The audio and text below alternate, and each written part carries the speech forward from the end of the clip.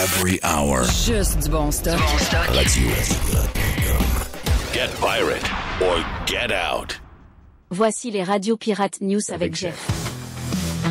OK, 1h30 de Radio Pirate News. En plus pour la version Prime, on a au complet le podcast de 1h45 avec Joe Hamel aujourd'hui pour les membres. Pour le live, on vous a gardé, deux bouts des Radio Pirate News. Un bout sur PSPP, ce qui se passe au Canada en ce moment. Let's go. Et également, un peu plus tard, on va parler de Philippe Couillard, l'ex-premier ministre. Donc, deux bons bouts qu'on a fait dans les Radio Pirate News ce matin. On vous l'offre gratuitement sur Radio Pirate Live. Vous avez vu le souper hier en Corée. Trump mange à la même table que Carney. Oui. D'après ce qu'on a vu comme vidéo, il n'a jamais regardé. Ensuite, il a fait un petit tweet sur Truth Social. Message pour le Canada, on ne vous parlera pas. On n'est pas venu en Corée pour vous parler. Non, exact. M'a dire de quoi? On en mange une tabarnak. Non, on est tout seul au monde. Hein? On est tout seul. Mais comment on a pu se ramasser dans cette situation-là? Expliquez-moi ça, quelqu'un. Tabarnache!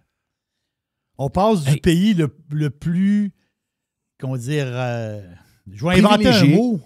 Privilégié. Chouchouté. Chouchouté.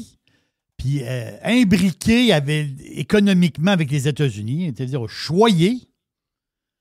Puis là, on est une espèce de gang de minables que personne ne veut nous voir. C'est incroyable. Ben, c'est ça. C'est poire. Moi, qu'est-ce qui s'est passé? Bon, question. Ben, c'est sûr que l'histoire de la pub n'a pas aidé 000. Est-ce que Trump est vraiment fâché? Est-ce qu'il utilise cette pub-là pour mettre la pression sur le Canada? Peut-être aussi. Est-ce qu'il est vraiment à crise? Parce qu'il y en a qui ont abusé. Peut-être aussi. Peut-être que c'est en partie ça. Mais là, on fait quoi, là? C'est quoi qui se passe? On fait quoi, là? On fait quoi, là? C'est quoi le plan? Le gars continue, il se promène comme s'il était en campagne électorale. Il s'en va, il est partout. Il n'est jamais vraiment à Ottawa. Il est toujours partout sa boule. Il se promène. Il y a toujours quelque quoi ailleurs. Mais on fait quoi, là? C'est ça, là? Non, on fait quoi? On baisse-tu les impôts des entreprises? On baisse-tu les impôts des particuliers? On coupe-tu la moitié du gouvernement? On fait-tu des pipelines à grandeur? C'est quoi qu'on fait, là? Chris, on fait comme semblant qu'il se passe rien. C'est comme business as usual, pas de problème. Tabarnak, t'es en guerre, une vraie guerre commerciale avec ton voisin qui te fait vivre. Chris, même Yves Boisvert le dit, soit le vert dans la presse. Oh oui, Yves Boisvert, il a baissé les bras. Yves Boisvert, hey, je vais vous donner des chiffres, là, OK? Je vais vous donner des chiffres. Joe Hamel, la nuit, il dort pas beaucoup. Là. Non. Joe, il écoute beaucoup le sport de sa côte ouest. C'est ça. Regarde, ce que je vais faire, je vais prendre mon téléphone. Je vais prendre mon téléphone, je l'avais gardé. OK, j'ai ça ici.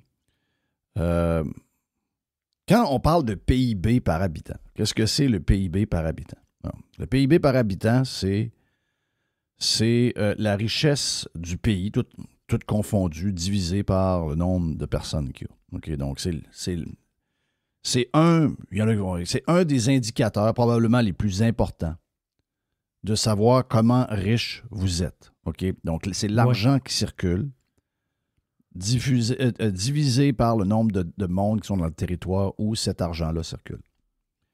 Donc, une des places dans le monde où c'est le PIB par habitant est le plus élevé, c'est Washington, D.C. Bon, quand même spécial, mais je ne sais pas ce que ça veut dire, là, mais c'est quand même spécial. 259 950 $. 260 000 $.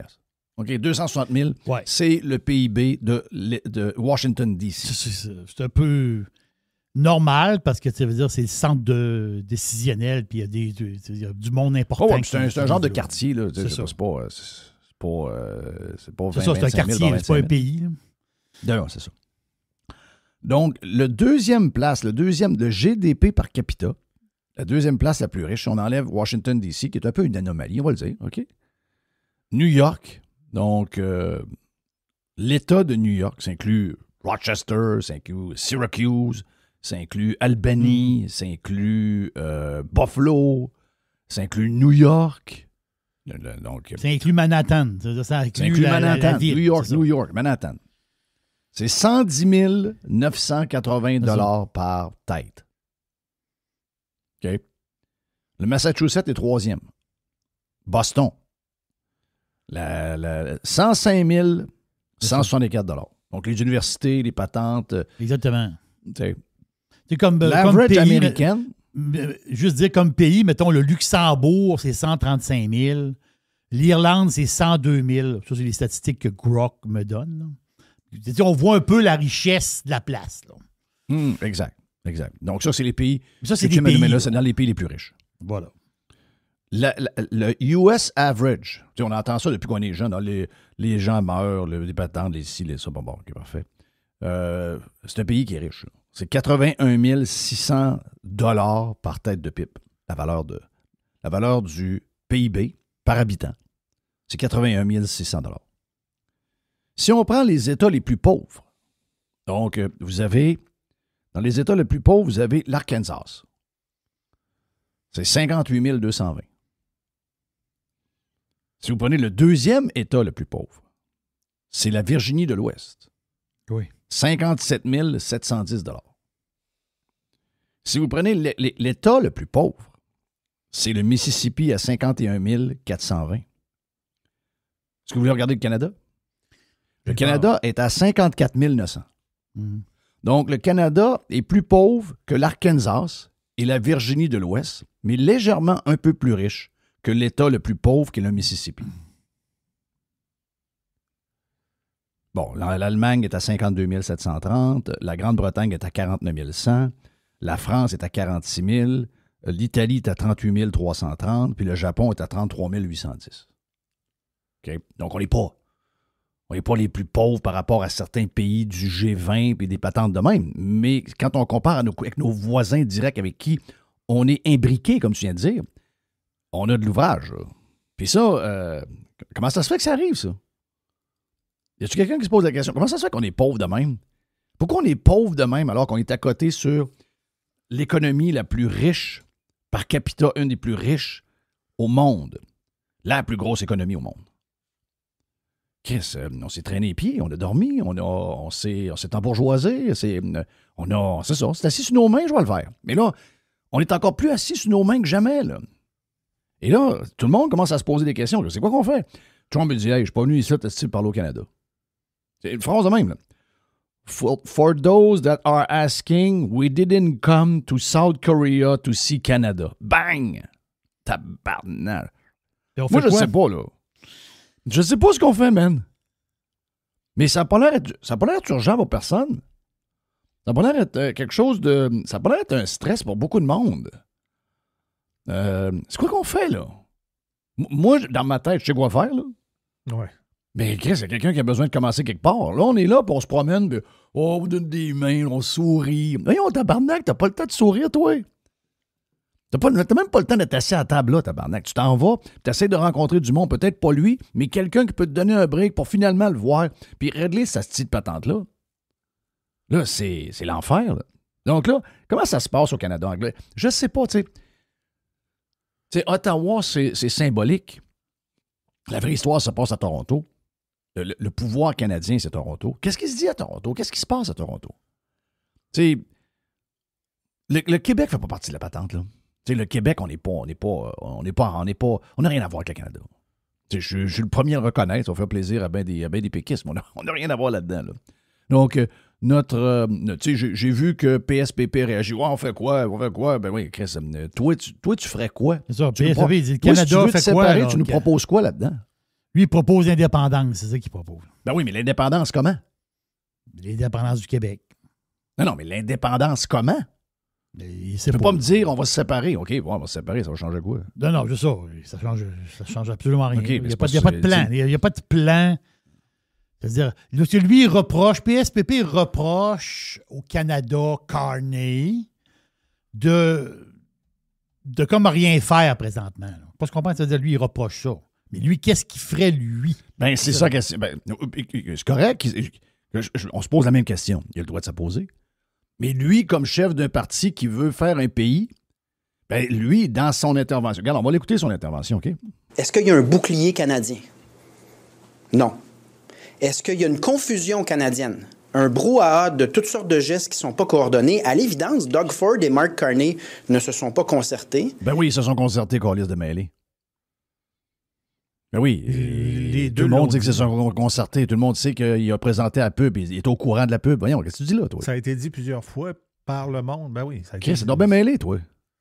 C'est pendant que tout le monde sait ça. C'est réglé depuis vendredi, ça, cette affaire-là, en passant. C'est écouté Radio Pirate, tabarnak. Oui. Radio Pirate te l'a dit vendredi que c'était arrangé avec le gars des vues. Mais surtout, à l'évidence, le Québec n'est nullement informé ni consulté, mais on va payer la note. Ben, ouais. Que tu ne sois pas consulté, c'est parce qu'on s'est tiré un rang et on ne fait plus partie de la patente, là. Ça, c'est clair. Ça, c'est clair qu'on n'est plus consulté. Les gens du Canada, spécifiquement les gens de l'Ontario et la région de Toronto, se calissent du Québec comme on ne peut pas savoir comment. On n'est pas là pantoute. Oui. Pour eux autres, je pense qu'ils vont même s'occuper, avant nous autres, ils vont s'occuper du Nouveau-Brunswick, de l'île du Prince-Édouard, puis de Terre-Neuve, Chris. Ils n'en ont rien à cirer du fucking Québec, la petite place compliquée, qui est tout le temps en train de niaiser. Les astiles fatigants, les astiles mouches à marde. Donc, après ça, vous demandez, on est nullement consulté. Voyons, calé, personne ne va faire affaire avec toi. L'astile fatigant, c'est tous des fatigants, Chris. Peu importe laquelle. Lui, elle, tous des fatigants. Il fait juste sciller. Là, en ce moment, il fait ça. Il fait juste sciller. On scille depuis 40 ans, man. Mais c'est pour ça qu'il dise, lui-là. Ben lui, il faut qu'il dise. S'il veut prôner l'indépendance, ben, qu'il prône comme il faut, là. Oui. On va dire, nous autres, présentement dans le Canada, la gestion du Canada ne fait pas notre affaire parce que, c'est-à-dire, ils nous amènent dans le trou. Nous autres, on va se séparer. On va aller rencontrer les Américains. On va les dealer avec eux autres. On va prendre le dollar américain. Puis nous autres, ce qu'on veut, Christophe, c'est prospérer puis s'unir avec les Américains. C'est ça qu'il faut qu'il dise. Bon, Chris, dis-les. Ben, c'est tout. Là, tu vas passer un sondage. Là, tu vas passer un sondage, puis là, il va dire, hey, Christophe, on est rendu sur les 2% d'un sondage pour l'indépendance. C'est ça. Christophe, accote-toi sur quelque chose. Est-ce que le SPP le veut vraiment, son hostie de pays? Non. Tu y vas, là, tu dis, garde, à partir de maintenant, on va aller s'asseoir avec les États-Unis, on va dealer on va faire une négociation. Voici le plan, OK? Voici le plan. On s'en va, on prend le dollar US. Première chose, on prend le dollar US. Oui, nos économies sont reliées. La gestion de l'offre prend le bord. C'est libre marché all the way. Voilà. On baisse les impôts des entreprises, on baisse les impôts des taxes. On va courtiser des entreprises américaines de venir s'installer au Québec parce qu'on a de l'énergie, on a de la sécurité, puis on a les impôts les plus bas pour les entreprises en Amérique du Nord. Voici le plan. Ensuite, on va avoir des tuyaux qui vont arriver de notre nouveau partenaire canadien qui vont arriver, qui vont traverser bord en bord, vont passer par chez nous, on va avoir une redevance, on va s'arranger pour qu'on travaille parallèlement avec les Américains pour raffiner, pour faire telle affaire, pour liquéfier, etc., etc., etc. Puis, on va être intégré à l'économie. On n'aura pas besoin d'avoir notre propre armée. On n'aura pas besoin de dépenser pour de l'armée. C'est ça. L'armée américaine avec nous autres. Puis, il n'y aura pas de douane entre le Canada, entre les États-Unis et le nouveau pays du Québec. Voilà. Puis, c'est ça qu'on va faire. Puis, pour faire plaisir aux péquistes et aux artistes, tu dis, là, nous autres, on a une protection linguistique. Ça veut dire, nous autres, on l'a. On a négocié déjà avec certains représentants américains si on le faisait. Puis, notre culture va être protégée mur à mur dans la Constitution. OK? Êtes-vous prêt à embarquer ou vous n'êtes pas prêt à embarquer? C'est ça. Bon, si vous n'êtes pas prêt à embarquer, ben goodbye, c'est la chance d'avoir votre pays. Sinon, voici l'opportunité en or d'avoir votre calice de pays. Voilà. Mais je continue à dire que ces gens-là veulent plus un État socialiste qu'un pays indépendant. C'est ça le problème. Il est là le problème. Et l'autre problème, c'est que ces gens-là... C'est ça que Mathieu Bock-Côté ne veut pas avouer. Non, il ne veut pas avouer ça. Mais je ne sais pas pourquoi d'ailleurs. Puis, je ne sais pas pourquoi lui, il ne veut pas avoir ça. Là. Il sait. Ben voyons, c'est sûr qu'il sait. C'est-à-dire, lui, il pense qu'après, une fois que le pays est fait, il pense qu'il va pouvoir mater socialiste. Non. Oublie ça.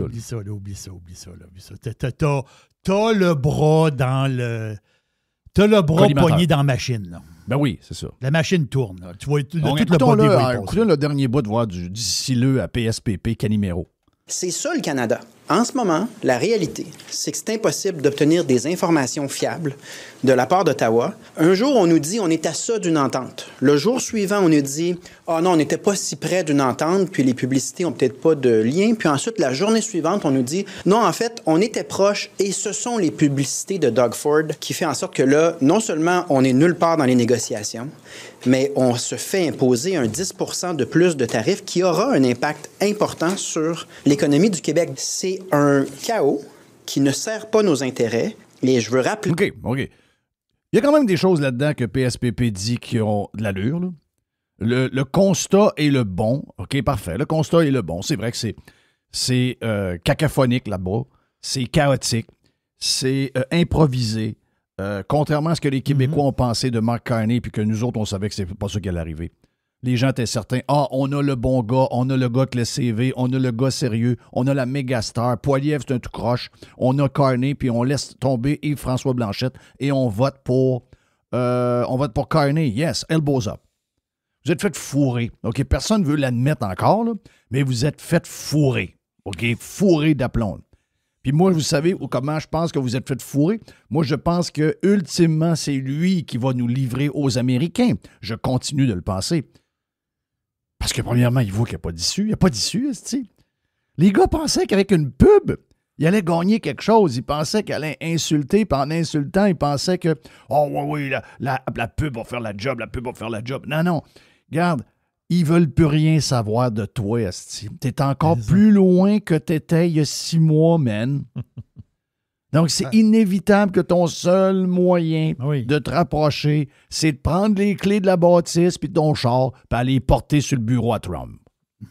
Tiens, c'est pas mal voici ça, les clés de la maison, man. Tu m'as eu. C'est ça qui se passe. Et tu pensais qu'une pub pouvait changer les choses. Ouais, voyons donc. Tu pensais que vider une bouteille de boisson à l'envers, ça allait changer les choses, non? Ça veut dire. Oui. On va arrêter la vente de boissons, puis on va faire telle affaire, puis on va faire telle-ci.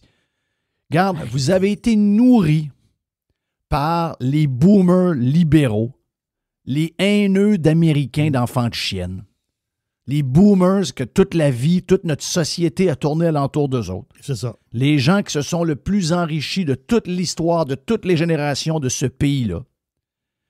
Ces enfants de chiennes-là trouvent qu'ils n'en ont pas assez eu. Ils veulent écœurer, puis ils veulent écraser, puis être sûrs que quand ils vont partir, il ne restera plus rien. Ils auront tout eu, eux autres. Mais ceux qui vont suivre vont ramasser toute la marde que le party des boomers a fait. En ce moment, c'est juste ça. Ce n'est que de l'émotion. Il n'y a rien de logique là-dedans parce que les politiciens et les médias, beaucoup de médias, sont en train de passer le message des boomers libéraux, des boomers gauchistes, anti-américains de marde à la grandeur du Canada. Et c'est d'eux autres que. C'est eux autres qu'on va voir pour savoir quel est le pouls des Canadiens. Ben, le pouls des Canadiens, c'est le pouls des enfants de chiennes de boomers libéraux, anti-américains du Canada et du Québec. Des gens qui ne vivent que pour une chose, la haine des États-Unis. Oui. Puis, s'il faut que ça finisse que leurs enfants et leurs petits-enfants, une fois qu'ils vont mourir, ben, vont crever économiquement, ils s'en calissent. Ils s'en foutent. Vous avez le mauvais guide. Vous avez le mauvais guide. On a cette tendance-là à être mal guidé. Tu as mis une vidéo sur ce que j'ai dit sur les médecins. J'ai eu beaucoup de commentaires de gens qui m'écrivent. Et c'est toujours la même crise de commentaires.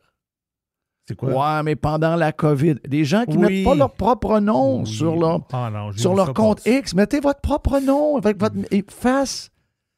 Ouais, mais les médecins ne nous ont pas appuyés pendant la COVID. Les médecins ne t'ont pas appuyé pendant la COVID parce que le Collège des médecins pouvait les radier. Et s'ils le faisaient publiquement, ils étaient cancellés. Donc, pourquoi toi, ton compte X, t'as un nom inventé et une photo qui n'a pas rapport? Pour la même raison, man. Pour la même raison. Donc, si toi, tu n'es pas prêt à le faire pour des opinions diverses, pourquoi tu demandes à un médecin de faire ce que toi, tu n'es pas capable de faire? Et l'autre affaire, vous devez gager vos émotions. Si vous vivez à travers juste les émotions, il n'y a pas de problème, ça existe, on peut faire. Mais votre rancune doit toujours être plus petite que votre soif de la liberté. Si vous voulez vivre dans l'émotion, vous avez le droit. Mais vivez d'émotions où la liberté prime sur votre rancune. Votre rancune vous mènera à rien. Ça vous fera gagner rien. Vous n'avancerez nulle part. Mais si vous ne défendez pas ce qu'un groupe que vous n'aimez pas parce qu'ils vous ont tourné le dos, puis que finalement, ça vient vous mordre le cul 6 mois plus tard parce que la même loi va s'appliquer plus large, puis que finalement, c'est toi qui vas écouter, il n'y aura plus personne pour te défendre. OK? On est irrationnel. C'est ça qu'on est. On est un peuple irrationnel. Donc, il faut... Et moi, j'étais certain que les Canadiens anglais... Depuis la COVID, j'ai remarqué comment les... Depuis la COVID! J'ai pris l'accent à l'autre, là. Depuis la COVID, j'ai remarqué que les Canadiens... Moi, je pensais que les Canadiens étaient des anglo-saxons un peu plates, mais qui avaient un côté un peu plus cartésien, un peu plus mathématique, un peu plus réfléchi. Nous, on était juste les Canadiens français, une asti de gang de virailleux d'émotions à marde. Ben, finalement, il n'y a pas juste les Québécois qui sont de même. Les Canadiens sont de même à grandeur. Depuis la COVID, c'est clair. Et là, depuis l'histoire avec Trump, c'est encore plus clair. Y a-tu moyen de s'asseoir le cul sur une chaise, de se mettre les 2 pieds à terre, les 2 bras croisés, réfléchir 5 minutes, puis arriver à quelque chose qui a de l'allure? L'hostie de haine mène à rien. Les émotions dans le piton, ça mène à rien. On ne gagnera rien avec ça. On est un pays de marde. On est gros de même. On est pauvre. On n'a rien, hostie. On joue au big, hein? Oui. On s'est fait accroire ça. On s'est fait accroire ça au Québec. On s'est fait accroire ça dans certaines villes du Québec. On s'est fait accroire ça au Canada. Mais je veux dire, quand vous arrivez avec l'autre gang, vous n'êtes pas là. Ouais, mais là, les Américains sont pas mieux. Ils perdent des jobs. Il y a des ci, il y a des ça. Ben, regarde, oui. 3,8 d'augmentation de l'économie annualisée en passant. Donc, 3,8 contre 0,6 dans le moins pour le Canada. Ah oui, ils sont vraiment dans le trouble. Ils sont vraiment dans le trouble. Donc, il va falloir... C'est quoi qu'il propose, lui? Ça, c'est quoi ça, là? Le constat est bien. Le constat est bien. Oui. Mais il y a trop de pleurnichage, puis il n'y a rien de rationnel. Je comprends que le pleurnichage, ça fait des réactions sur les réseaux sociaux. Je comprends que ça fait des likes, ça fait des pouces en bas, ça fait des commentaires le fun, ça fait des commentaires pas le fun. Je comprends que ce genre de... Je comprends ça. Puis je comprends qu'être rationnel, c'est plate en tabarnak. Ça donne 32 likes. OK. Je comprends ce bout-là. Mais vous n'êtes pas dans un concours de likes assis sur Instagram, vous autres là? Ouais. Vous êtes en train de savoir comment nos enfants vont réussir à dealer. Parce que là, c'est à travers le Canada. Là. Tu sais, on est au Québec et tout croche. OK, parfait. Donc, nos enfants vont déménager en Alberta. OK, good. Mais là, le Canada, c'est un pays de merde. Là. C'est à grandeur. Là. OK, nos enfants s'en vont où, là? Ben là, il va falloir qu'ils pigent quelque part ou trouver une place où ils vont pouvoir avoir leur citoyenneté ailleurs. Parce qu'il n'y aura pas d'avenir ici, là. Si vous avez un peu de panache, si vous avez le goût de gagner, si vous avez le goût d'avancer, si vous avez le goût de bâtir quelque chose, si vous voulez juste vivre pour vivre, ça va être correct. Là. Vous allez vivre dans la misère, mais vous allez être correct. Mais ceux qui veulent plus, c'est pas à place. Là. On le voit, là. C'est beaucoup de gens irrationnels, beaucoup de gens qui perdent des pédales sur rien. Là. Du monde qui trouve brillant que le gars utilise une pub pour aller attaquer Trump en pleine négociation. Ça prend-tu un asti de toton pour penser que c'est une bonne idée? Mais Reagan... C'est pas le point. Ils ont enlevé des bouts de vidéo. Parfait, oui, ils ont enlevé des bouts de vidéo. Mais dans le fond, Reagan, c'est pas le point. Moi, je suis le premier à dire, Reagan, c'est un gars pro-marché. C'est un gars qui est un open market. OK? Oui, il y a des bouts où il pouvait utiliser des tarifs sur des patents. Oui, mais c'est pas ça le point. Le point, c'est que la pub en tant que telle, peu importe comment elle aurait été faite, sans Reagan, ça aurait été la même affaire. Le fait d'aller attaquer les États-Unis et d'aller attaquer Trump pendant une négociation, il faut être un asti de cave. Il faut être un méga cave. Et d'appuyer ça, il faut être encore plus cave en voyant les réactions de qu'est-ce qui vient d'arriver où on a un supplément de 10 % de douane sur des PME et des entreprises. Puis là, Chris, il a bien fait, s'il a gagné, hey, Trump est choqué. Oh yes, il a bien fait. Mais pendant ce temps-là, l'entreprise qui vient de surimposer 10 % de plus de douane, elle vient, sur 250 employés, elle vient d'en liquider 35 dans les 24 dernières heures. Mais je suis content pareil. Ouais, mais ton neveu vient de perdre sa job à l'usine là-bas. Il s'en Pas fout. grave, lui. on lui a montré de quel bois on chauffe. C'est ça. Puis la majorité de ces boomers-là, la majorité, d'après moi, c'est une bonne majorité. C'est pas mal la majorité, là. Au-dessus de 50 %, peut-être 60 %, c'est tous des retraités de l'État, là. Ben, quasiment tout. Quasiment tout. Des Ça, hosties c'est de tous des, ça, socialistes. c'est tous des bonhommes coussinés qui jouent après, qui jouent des culottes, puis qui savent pas trop quoi faire de leur journée. Ils ont assez d'argent pour vivre, assez bien vivre, mais ils n'ont pas assez d'argent pour voyager comme ils voulaient. Ils sont haineux, ils écoutent la TV, puis ils se font bourrer le crâne. Ils n'ont jamais écouté le baseball de leur crise de vie, puis ils ont des calottes des Voilà. Blue Jays sur la tête. C'est ça. Juste retraité à 54 ans. Oh, découragé. Alors, regarde. Il n'y a rien à faire. Non, c'est des salauds. Les libtards canadiens de la génération des boomers, Ah, c'est épouvantable. c'est des enfants de chienne. Oui. OK? Des vrais enfants de chienne.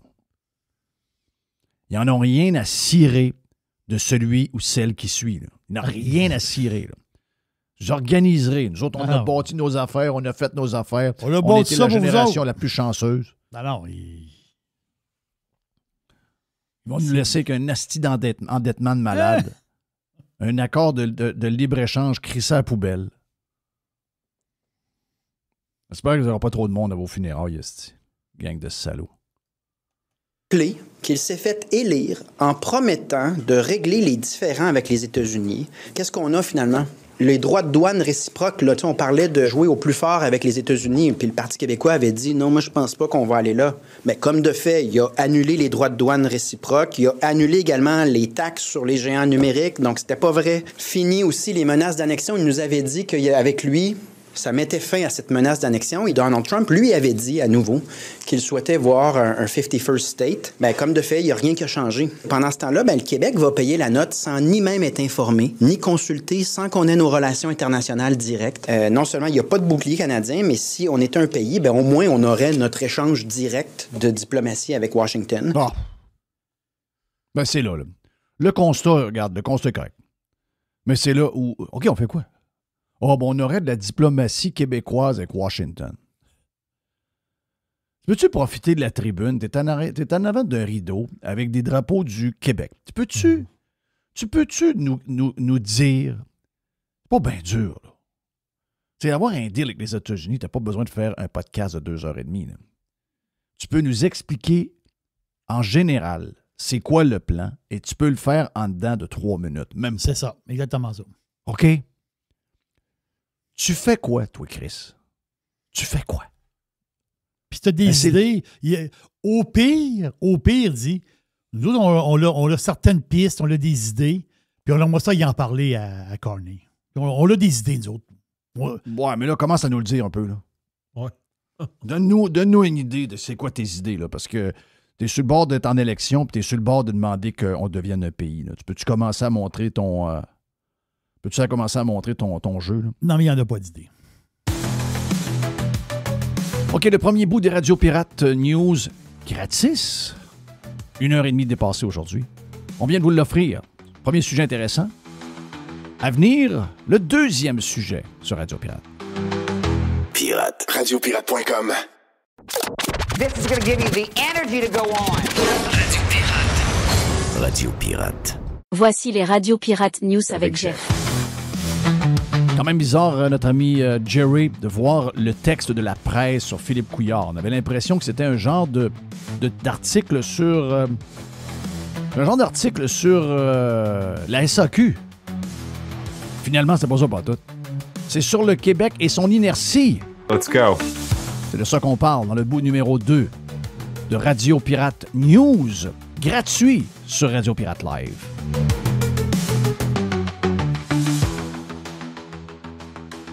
Je sais pas si vous avez vu, mais Couillard, c'est un peu relié à ça, là, OK? Couillard a fait une intervention. Il a fait, je ne sais pas si c'était dans le cadre de quoi, mais Couillard est arrivé avec une histoire comme de quoi que le Québec devrait carrément laisser tomber la SAQ ou libéraliser la SAQ. Je ne sais pas s'il veut fermer la SAQ. J'ai pris ce texte. Ben, c'est parce que quand vous regardez, c'est la manchette. Et on a l'impression que le texte est uniquement sur une histoire de la SAQ. Donc, Philippe Couillard aimerait libéraliser le commerce de l'alcool au Québec.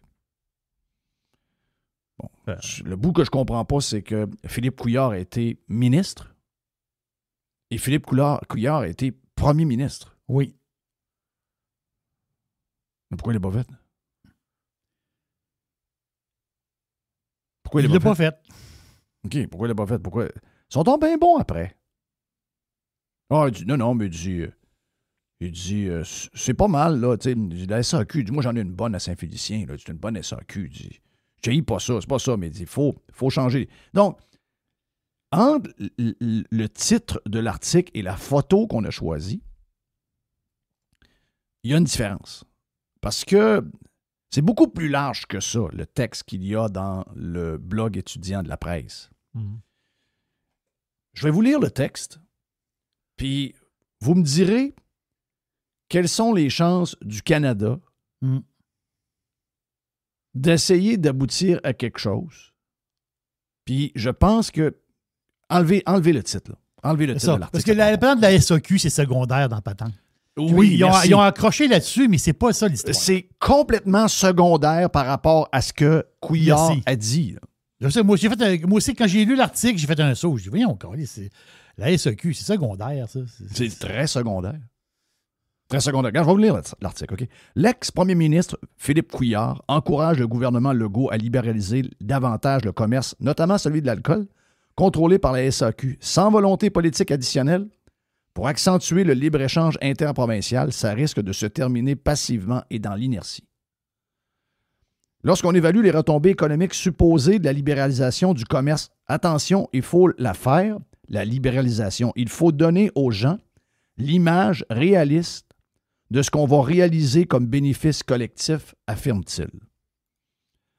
Dans un article qu'il a écrit pour l'Institut de recherche en politique publique, celui qui a dirigé le Québec de 2014 à 2018, souligne que le Québec est de loin la province avec le plus d'exemptions au libre-échange entre les provinces.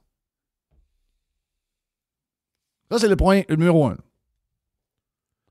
Le titre n'a pas rapport. Le titre de l'article, la photo qui est utilisée avec le genre de dépanneur SAQ avec les caisses de bière de Coors Light et des vins cheap en arrière, là, ça n'a pas rapport. Il y a d'autres choses dans cet article-là. Là. Premièrement, Couillard nous dit « Ouais, une des raisons pourquoi il n'y a pas bien de libre-échange au Canada, là, ben, c'est parce qu'il y a une petite province qui est tannante. Voilà. C'est qui la pire province pour empêcher le libre-échange à la grandeur du Canada? Parce que pourquoi je vous fais le lien avec ça? C'est parce que vous demandez pourquoi vous n'avez pas de contact avec le gouvernement fédéral, pourquoi Toronto ne vous parle pas, parce que ce n'est pas Ottawa qui mène, c'est Toronto. Vous demandez pourquoi Toronto ne vous consulte pas, vous demandez pourquoi vous n'avez pas de nouvelles d'eux autres, vous demandez pourquoi vous êtes comme dans le néant. Parce qu'on est vu comme des astis têteux, des astis de faiseux de marde, des brasseux de marde qui empêchent tout, qui roulent comme du monde dans ce pays-là. On est des faux libre-échangistes au Canada. Là. Ben oui. Donc, des exemptions, du crossage, des petits règlements, des petits avantages. C'est juste de ça à grandeur. Là. Il y a 36 exemptions majeures que le Québec... Donc, le Québec, c'est une place. C'est quoi les exemptions? On sait c'est quoi? C'est du protectionnisme. Ben oui. Donc, faites-moi pas chier sur les histoires de Trump, OK? Crissez-moi patience avec les patentes de Trump. Oh, Trump, les tarifs. Oh, Trump, c'est un protectionniste. Oh, Trump, il est méchant. Oh, Trump, il est fou. Oh, c'ti qui est pas bon. Oh, vieux Chris. Attends un peu, là. La pire place pour faire du commerce, même entre nous autres, c'est le Québec. Protectionniste à mort. Le gouvernement Legault a annoncé qu'il en ferait tomber 5 sur les 36. Checkez bien les 5 qu'il a enlevés. Obligation de résidence pour les directeurs d'entreprises funéraires.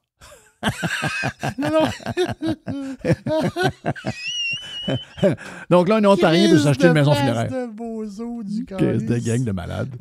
Hey, il y avait une protection. Oui, des salons Il y avait funéraires. une protection québécoise qui empêchait une compagnie américaine de détenir une maison funéraire au Québec, je vois le faire. Obligation d'avoir un bureau au Québec pour les courtiers immobiliers. Oui. C'est ça, tabarnak. C'est quoi ce crise de règlement-là? Donc ça, c'est enlevé au moins. Obligation de résider au Québec pour les propriétaires de chevaux de course. On est même des chevaux de course, Chris. Non, Hey, Trump, là, Trump, c'est un protectionniste, ça. Hein? Trump, c'est un protectionniste, c'est dangereux, lui. Le propriétaire du cheval, il est-tu au Québec, lui? Ouais, il faut mettre un fond là-dessus. Hein? Faut aller voir tous les propriétaires de chevaux de course, savoir si sont-tu résidents au Québec, eux autres. Hein? Obligation de résidence pour les membres du CA de la Société des traversiers du Québec. Non, mais c'est un show d'humour, aussi. Tabarnak. Suppression de plusieurs règlements provinciaux sur l'usage des explosifs. D'ailleurs, tabarnak, c'est quoi ça? C'est quoi? On n'est pas du monde sérieux, là. Sérieux, le Québec, ça ne peut pas l'affaire. Tu peux pas faire affaire avec des clowns de même. Là. Donc, il est normal, plaide l'ex-PM, que le Québec protège sa langue et sa culture. Ces barrières dites non tarifaires seront toujours là. Personne ne s'oppose à ça au Canada. Mais il montre du doigt plusieurs exemptions qui ne sont pas liées à des questions identitaires auxquelles l'État québécois s'accroche. En premier lieu, le monopole de la Société des alcools du Québec. Personne ne peut prétendre que le commerce de l'alcool, que de maintenir le système de vente intact, c'est une question identitaire. Ben, c'est contre les jobs de qualité, vous, M. Couillard. Là. M. Couillard, il n'est pas pour les bons emplois de qualité. La coalition Avenir Québec a longtemps flirté avec l'idée d'en finir avec le monopole de la SAQ, mais il a renoncé à son arrivée au pouvoir, crosseur. En 2023, des militants ont voulu relancer le projet, mais le ministre des Finances, Éric Girard, a rapidement mis un couvercle sur la marmite. Il dit, ben non, ils ont besoin des dividendes de 1,4 milliard. Crosseur. M. Couillard, lui, ne parle pas de détruire le système de la SAQ. Il dit, c'est très heureux d'avoir une succursale à Saint-Félicien, mais il estime que des assouplissements qu'il serait bien vu par les autres provinces servirait les consommateurs. J'aimerais ça pour aller sur le site de la LCBO et commander des produits qui m'intéressent. Et vice-versa pour eux, explique-t-il. Différents secteurs pourraient être libéralisés, celui de la construction, très réglementé et complexe, notamment en raison d'un nombre élevé de métiers par rapport aux autres provinces. Cette spécificité permet aux travailleurs québécois d'accéder plus facilement aux chantiers de l'Ontario et du Nouveau-Brunswick, mais l'inverse n'est pas vrai. On est protectionniste dans la construction. Nous, on peut y aller, mais les autres ne peuvent pas venir. Trump, c'est un méchant. Le marché d'approvisionnement de Hydro-Québec est aussi dans le viseur de M. Couillard. Ce géant de l'économie québécoise a un plan stratégique prévoyant des investissements de 185 milliards d'ici 2035. Les PME du Québec s'attendent à en bénéficier et voir plusieurs de ces contrats attribués hors Québec pourraient causer des tensions politiques. Mais un tel volume d'investissement demandera forcément la mobilisation de capacités au-delà de nos frontières. Et il y aura de la place pour tout le monde. Donc, on est également protectionniste on aime mieux payer nos projets publics beaucoup plus cher, mais le faire entre nous que de payer moins cher et de prendre une compagnie ontarienne ou du Nouveau-Brunswick. Mais malgré tous ces efforts, attends, mais regarde, ça n'a rien à voir l'histoire de la SAQ de patente. Là. Mais malgré tous ces efforts qui demanderont du courage politique, il faut éviter d'exagérer les gains. Écoutez bien ça, là. Il salue les avancées du projet de loi 112, piloté par le ministre Samuel Poulin. M. Couillard limite ses attentes. L'analyse remise au Conseil des ministres indique que les entreprises québécoises pourraient bénéficier de revenus potentiels annuels évalués entre 25 et 45 milliards. Il s'agit cependant d'une estimation maximaliste. Pour toucher ces revenus, l'ensemble des obstacles au commerce doit être éliminé. il est peu probable que cela arrive. Merci. OK. M. Couillard s'appuie sur un rapport du Centre sur la productivité et la prospérité du HEC Montréal qui montre que les entraves réglementaires jouent un rôle relativement mineur dans les décisions des entreprises qui choisissent d'ignorer le marché canadien. Le facteur le plus important, pas moi qui le dis, c'est Couillard. OK? C'est un social-démocrate, Couillard. C'est un pro-québécois, Couillard. C'est un nationaliste, Couillard. OK? Il dit le facteur le plus important, c'est la distance. Ah. Singapour, c'est-tu proche? C'est au bout du monde. Le Laos, c'est-tu proche? Là, c'est au bout du monde. OK. Faire des affaires avec la Grande-Bretagne, c'est-tu proche? Non, c'est l'autre bord de la flaque. OK. C'est l'autre bord de la flaque. OK. C'est des jours de bateau. Là. C'est des jours et des jours. Là. Je répète. Ça prend une semaine de traverser. Le facteur le plus important, c'est la distance. Ça me coûte trop cher envoyer un produit à l'autre bout du pays. On imagine mal comment des changements réglementaires pourraient le réduire, résume-t-il. Et il y a une belle conclusion. Voulez-vous la conclusion de Couillard? Le titre n'a rien à voir avec l'article. Rien à voir avec l'article. Dans tous les cas, M. Couillard doute des avancées réelles du commerce interprovincial. Lors d'une conférence de l'IRPP à Québec, il a fait cette prédiction. Ça va se terminer passivement et dans l'inertie. Aurélie, hein? Ça va se terminer passivement et dans l'inertie. Des choses vont changer, mais de façon marginale. Les choses centrales, on ne peut pas les changer comme ça. Ben, écoute, c'est optimiste. Ben, pour moi, ça l'est. Ça dépend ce que vous voulez comme fin. Oui, ça dépend. Si vous voulez ma fin, c'est très optimiste. Je comprends. Oui, c'est exactement ce qu'on dit. Il y a pas de. Là, c'est pas les pirates qui disent ça, c'est pas Fillon qui dit ça. C'est un ancien premier ministre qui s'adonne être un bon Québécois du Lac-Saint-Jean. Un bon Québécois mais qui a une petite dose. Il est un peu plate, hein, Couillard? Il y a un petit côté un peu pas trop émotif. Il est quasiment trop cartésien pour être québécois. Ouais, il est un peu trop. Il est un peu trop carré. Il devrait nous faire croire des affaires. Ouais. Il devrait nous donner des slogans. Hein? Il devrait pas nous dire la vérité en pleine face de même. C'est plate à lire, ça. Non, bien plate à lire. C'est un point que je vous ai amené quand toi et Joamel, vous étiez dans une envolée. Je vous ai amené ça, j'ai dit faut que le monde change aussi. Ouais. Ben, le monde change. Oui, c'est la base.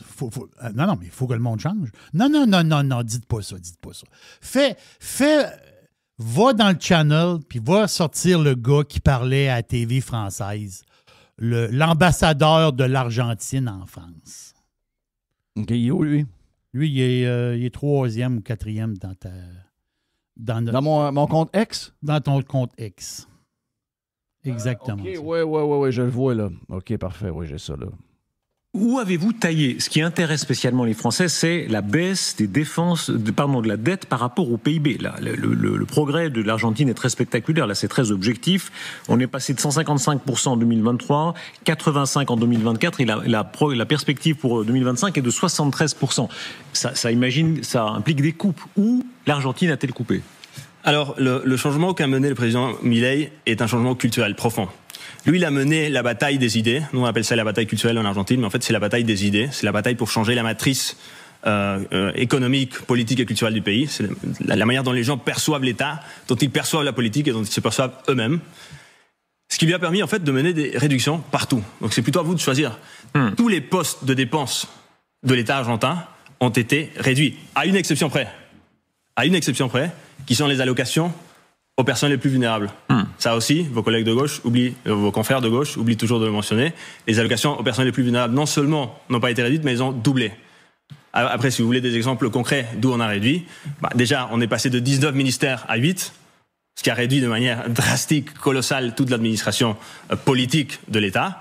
On a réduit de dizaines de milliers de postes de fonctionnaires, vraiment des dizaines de milliers. Les travaux publics, les grands travaux publics qui étaient en Argentine souvent une source de corruption dans certaines régions du pays, ont été réduits drastiquement. Mais ça concerne tout l'État argentin. Et si vous voulez un exemple peut-être anecdotique, coloris, l'ambassade, le budget de l'ambassade, il a été réduit au minimum. En janvier à Paris, vous savez ce que c'est ? 2 degrés, 3 degrés de température. Le chauffage, à un moment... Ça, c'est l'Américain du Sud qui parle. Le chauffage s'est cassé. De le fixer immédiatement, ça coûtait 5 000 €. D'attendre 3 semaines, c'était gratuit. Et j'ai pris la décision d'attendre 3 semaines. Il faisait très froid à l'ambassade. Mais c'est pas une décision que je prends tout seul ou que le président prend. C'est une décision que tous les Argentins comprennent l'effort. C'est tout le monde qui doit le faire. Oh, c'est bon. Morale de l'histoire. Il y avait plus de chauffage dans l'ambassade. Le gars, il dit, je répare tout de suite, c'est 5 000 €. Dans 3 semaines, c'est gratis. Il dit, on va attendre 3 semaines. Mais la morale, c'est des couleurs. C'est de la couleur. Là. Mais la morale, c'est ça. J'adore. La morale, c'est ça. C'est que les Argentins, c'est un peu ce qu'il dit, l'ambassadeur, ils ont comme découvert, ils ont comme réfléchi. Ils ont dit, oui, OK. Il faut changer notre mentalité pour accepter les changements. Au Québec, là, Couillard, qu'est-ce qu'il dit? Il dit l'inertie. Mais l'inertie, là, c'est l'inertie du gouvernement, c'est l'inertie des gouvernants, mais c'est l'inertie du monde aussi. L'inertie du monde, c'est tu vas au dépanneur, il y a un sac de fromage, puis il est marqué Wisconsin sur le sac. Est-ce que tu viens fou ou tu viens pas fou? Si tu viens fou, c'est que tu n'as pas compris. C'est ça, exact. Ça, c'est un exemple banal, mais c'est dans tout. Toutes les petites protections, les petites patentes. Donc, si tu veux, là, on parle juste, parce que Couillard, lui, il parle juste du Canada, mais plus tard, ça va être avec les États-Unis. C'est une mentalité à la base qu'il faut changer. Les gars, mais Couillard, il croit pas. Couillard, il croit pas. Non. Couillard, il croit pas. Parce que Couillard connaît les Québécois. Il se passera rien. Là. Il se passera fucking rien. C'est ça, le but. Le but le bon bout de cet article-là, c'est lui. Oui. Il ne mentionne pas dans... Je sais pas pourquoi j'ai cliqué dessus.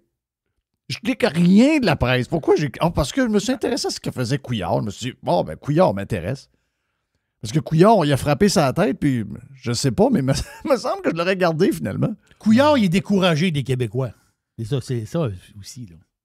Ben oui. Alors, tu vas dire, oui, il était là, il n'a pas fait de grand... Il l'a pas fait. Ben, je leur prendrais anytime en passant.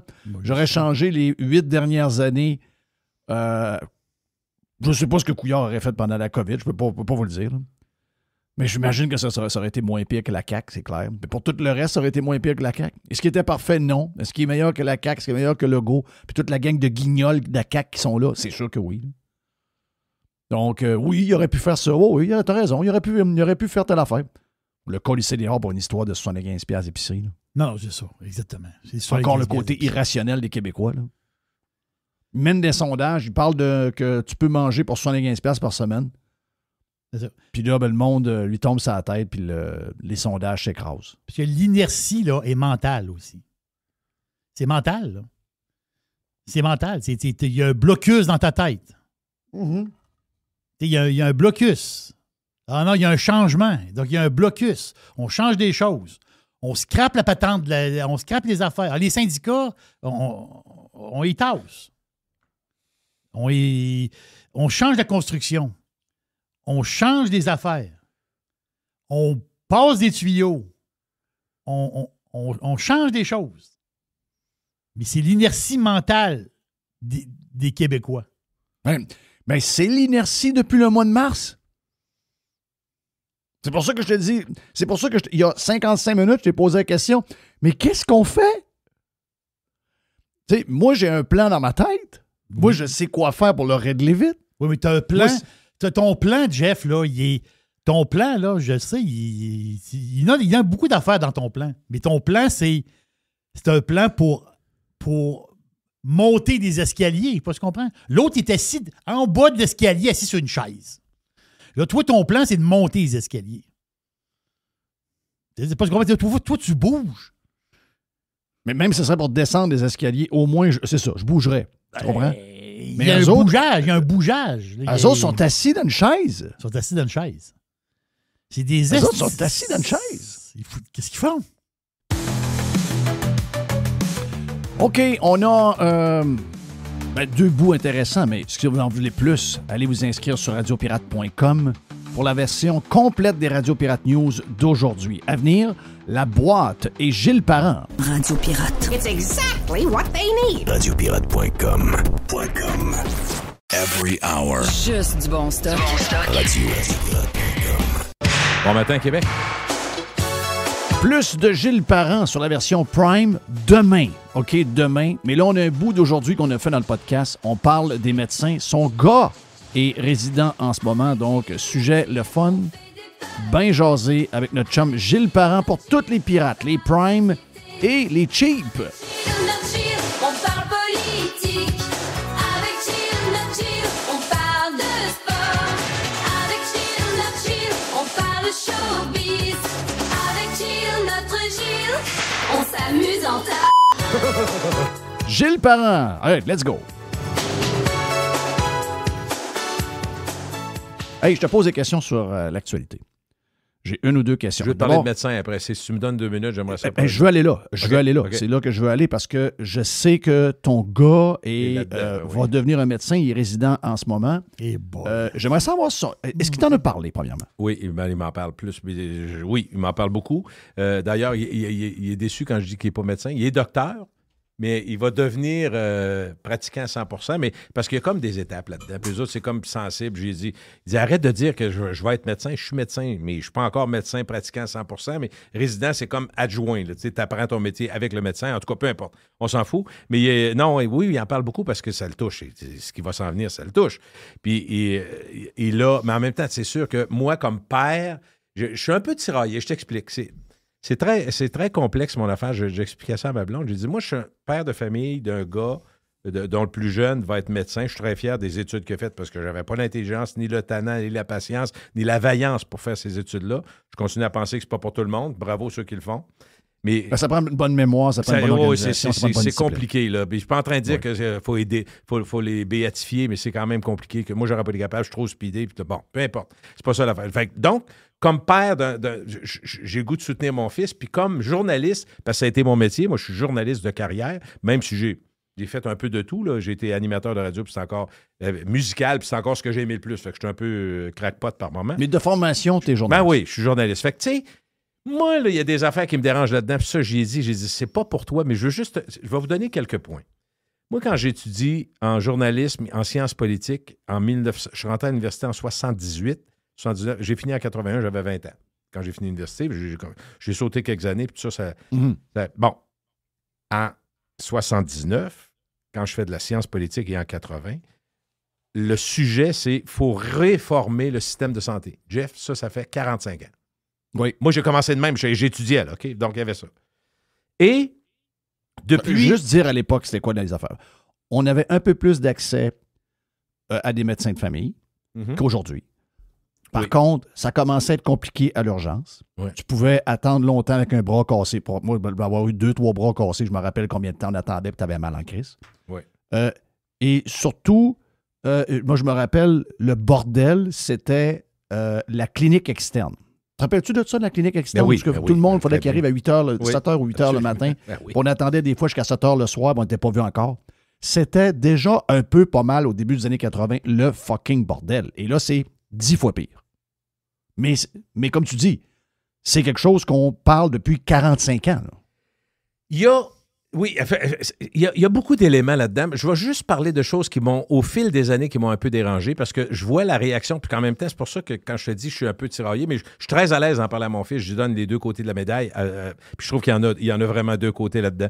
J'ai dit, la façon avec laquelle les médecins font leur show depuis une semaine, parce que c'est un show médiatique, il faut le dire. Je ne dis pas qu'il n'y a rien de vrai là-dedans. Juste la façon qu'ils font ça. Je trouve que ça ressemble à un comportement de gros bras. Qui sont... Mais pourquoi il y aura un comportement de même? Parce qu'ils ont profité, les médecins, il faut être honnête, depuis des dizaines d'années d'un statut particulier qui les rend au-delà de la... Tu comprends qu'ils ont un pouvoir parce que à toutes les fois, puis d'ailleurs, là-dessus, M. le premier ministre a raison, à toutes les fois qu'ils ont voulu changer quelque chose de fondamental, ils n'ont jamais été capables de le faire parce que c'est des travailleurs autonomes. Les médecins spécialistes, surtout, c'est des travailleurs autonomes. Fait que ils sont leurs propres boss, puis ils contractent. En théorie, c'est un syndicat qui se regroupe, mais en réalité, Jeff, c'est exactement ça. L'affaire, une des choses... Il y a donc 20 000 médecins au Québec pour 9 millions de personnes.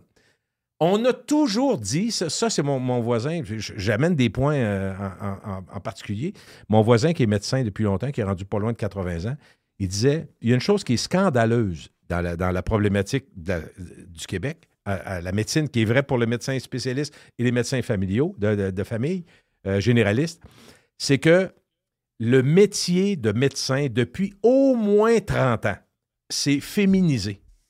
Je vous contais que mon fils à Sherbrooke, dans sa cohorte, Jeff, quand il a commencé il y a 3-4 ans, 150 médecins de son année à lui qui sont en médecine, qui rentrent à Sherbrooke, 138 filles, 12 gars.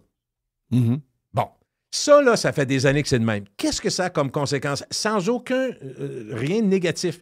C'est qu'il y a beaucoup de ces femmes-là qui, à 27, 28, 29 ans, sont prêtes à... vont avoir des bébés. Parfait. Ouais. La solution qui a toujours été amenée par les médecins, qui n'a jamais été écoutée, c'est de former plus de médecins pour compenser, parce que c'est inévitable, puis la société veut que les femmes donnent naissance puis contribuent à la société. On n'est pas contre ça. Mais la réalité, c'est que là, il manque de monde. Fait que c'est exactement le contraire qu'ils ont fait, Jeff. Quand tu regardes l'histoire, il y a 7-8 ans, avec Barrette, il a augmenté les spécialistes, le salaire de façon remarquablement trop élevée, et en même temps, il a baissé les inscriptions à l'université, ce qui est un scandale. Parce que pour des raisons monétaires, parce qu'ils donnent l'argent aux spécialistes. Il manque d'argent, on coupe les étudiants qui vont rentrer. Ça, c'était une des pires décisions, mais là, on en parle moins. Sauf que ça a un impact encore aujourd'hui, c'est ça que je veux dire, ça a encore un impact sur le système.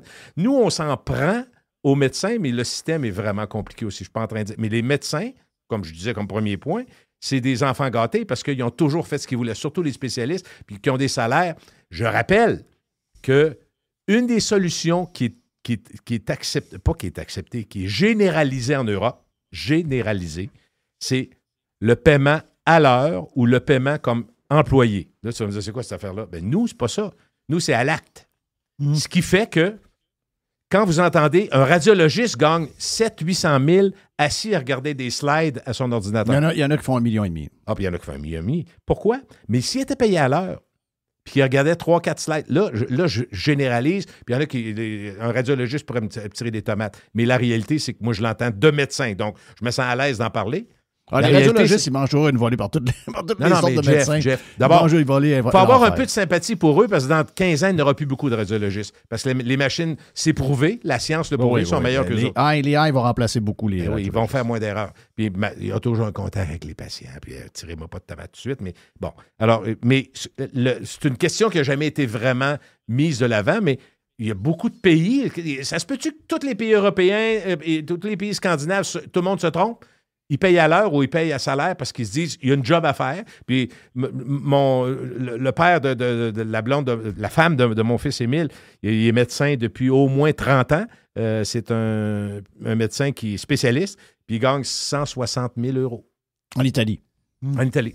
Fait que tu sais, je veux juste dire, on ne veut pas en parler, mais du monde à 6, 7, 800 000, au bout de la ligne, ça fait beaucoup d'argent qui est donné. Après ça, est-ce que les médecins ont toujours soutenu les idées qui étaient progressistes, mais qui existaient ailleurs, de donner plus de travail aux pharmaciens, donner plus de travail aux infirmières, de tous les professionnels qui peuvent donner... Je ne te parle pas d'opérer à cœur ouvert, Jeff, mais ça a pris combien de temps? Ça a pris 20-25 ans de chicane, de niaisage, de commission parlementaire avant qu'ils disent le pharmacien, quand ça fait 27 000 années que tu as la même calice de pilule, peut dire OK, on va te la donner encore 6 mois.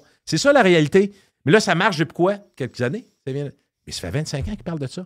Fait que, tu sais, est-ce que les médecins ont toujours... Parce que là, on varge sur le gouvernement, on dit que les médecins, ça fait pitié. Il y a beaucoup d'éléments pour lesquels ils ont raison.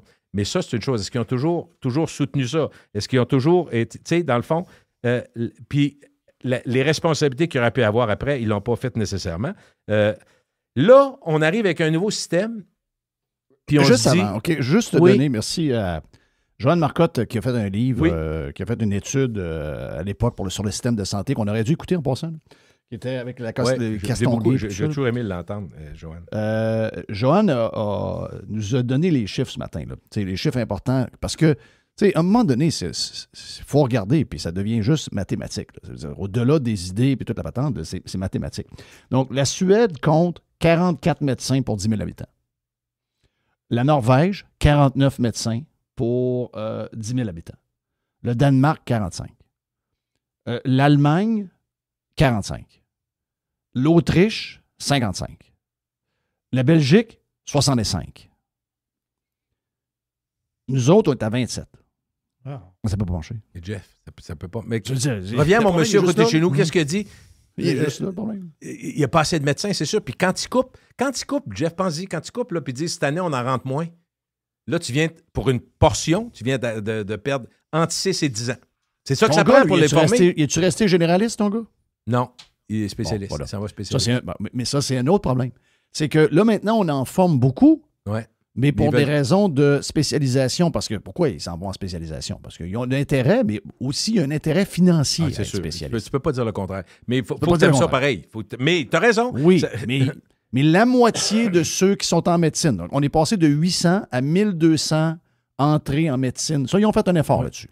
Mais ça en prendrait 2000, ça en prendrait 2200, ça en prendrait plus que ça. Faut qu'il baisse la cotère, c'est ça le Christi de problème, en mettant ça trop élevé. Moi, je pense pas que quelqu'un qui a une cotère qui est proche de la demande initiale, mettons 34, 35, là, je veux pas mêler le monde, c'est pas important. Mettons que ça prend 35 pour entrer, s'il baisse à 34, tu te ramasseras pas avec des chaudrons qui savent pas travailler. Là. Non, il faut qu'ils fassent leur cours pareil. Mais il faut qu'il y en ait plus, puis il faut y croire, C'est sûr que ça coûte cher les former, puis je comprends que moi, ça me tanne quand j'entends que ceux qui sont pas contents parce qu'il y a une portion du travail des médecins qui n'a jamais été challengé.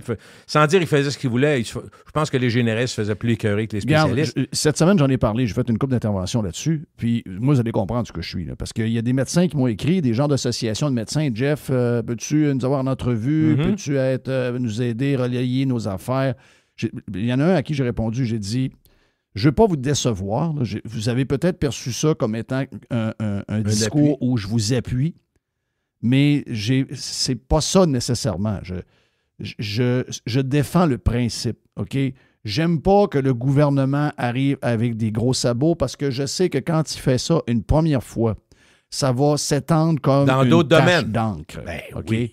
Donc, j'haïs quand nos libertés, que ce soit la liberté des médecins, à qui je peux en vouloir pour leur comportement où ils se sont tués pendant la COVID, mais pour toutes sortes d'autres raisons, dont les raisons que tu viens de mentionner là, où de temps en temps, il y a du corporatisme ou du syndicalisme, appelez ça comme vous voulez, puis que finalement, ils ne sont pas très ouverts à certains changements, même si, quand je parle avec des médecins, j'ai parlé avec Pascal Renaud, entre autres, la semaine passée dans un podcast, un médecin urgentologue. Donc, Pascal me dit, les pharmaciens, on leur donne du pouvoir. C'est pas vrai que les médecins ne leur donnent pas de pouvoir. Mais finalement, les pharmaciens, en grande quantité, ils ne veulent pas l'avoir, ce pouvoir-là. Bon. Parce qu'ils ont la responsabilité qui va avec. Et cette responsabilité-là, ils ont peur parce qu'ils peuvent être poursuivis, ils peuvent avoir un paquet d'affaires. Donc, finalement, ils ne te l'offriront pas bien le pouvoir qu'on leur a donné. Donc, tu sais, ça vient très complexe. Mais ce que je veux dire, c'est que... Pour les pharmaciens, une seconde, c'est que quand j'ai jasé un peu ça avec ma fille, la fait, c'est que... Ta fille est pharmacienne. Ma fille est pharmacienne. C'est qu'ils veulent pas le faire gratos. Ils veulent être payés. Les autres sont payés pour tout ce qu'ils font. Là, il dit, à un moment donné, elle dit, on nous met des charges supplémentaires, mais elle dit, à un moment donné, elle dit, nous autres, on veut de l'argent. Fait que, c'est logique. Ça finit, je suis très d'accord avec ce qu'elle dit. Là. Je suis très d'accord avec ça. On ne donne pas notre connaissance puis nos services et notre temps pour absolument rien parce que tu travailles dans une pharmacie Jean Coutu. Ça ne marche pas de même. Là. Mais moi, je suis d'accord à 200% avec ce que tu viens de dire, Gilles. Puis d'accord avec tous ceux qui disent « Ah, ils se sont fermés à la gueule pendant la COVID ». Je comprends ça, là. Mais j'ai dit, je l'ai répété à plusieurs personnes, je l'ai dit dans des podcasts cette semaine, s'il y en a qui ont de la rancune, peu importe vous avez eu du mauvais service, vous avez trouvé qu'ils étaient tête de cochon, vous avez trouvé qu'ils étaient enfants gâtés ou encore qu'ils n'ont pas été assez... ils n'ont pas défendu, ils ont pris le bord du gouvernement pendant la COVID. Je comprends toutes ces affaires-là, mais votre rancune doit être plus petite que votre goût et votre soif de liberté.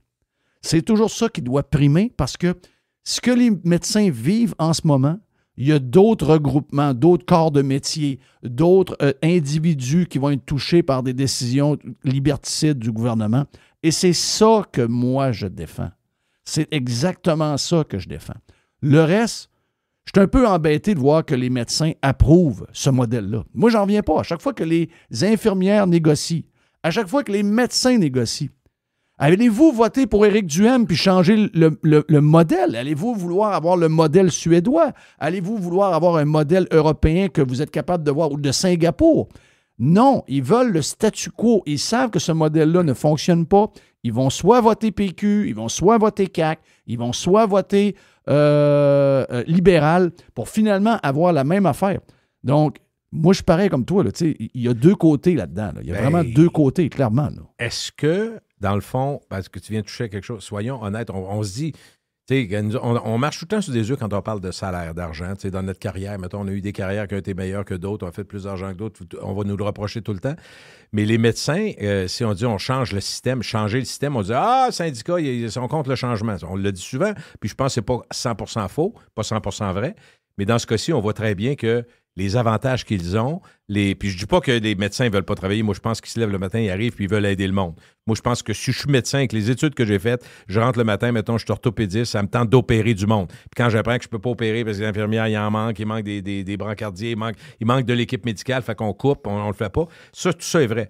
Mais quand on joue dans leurs conditions, ça le tente moins aussi, puis on comprend. Fait qu'il y a un aspect monétaire qui est fondamental. Mais moi, il y a une chose qui m'agace, puis je n'ai pas la réponse, mais je veux la soumettre. Je veux voir si vous avez vu ça comme moi. M. Legault a dit, écoutez, et M. Dubé, 2027, on veut que la transition soit faite et que tous les Québécois soient pris en charge. C'est une promesse qu'ils font.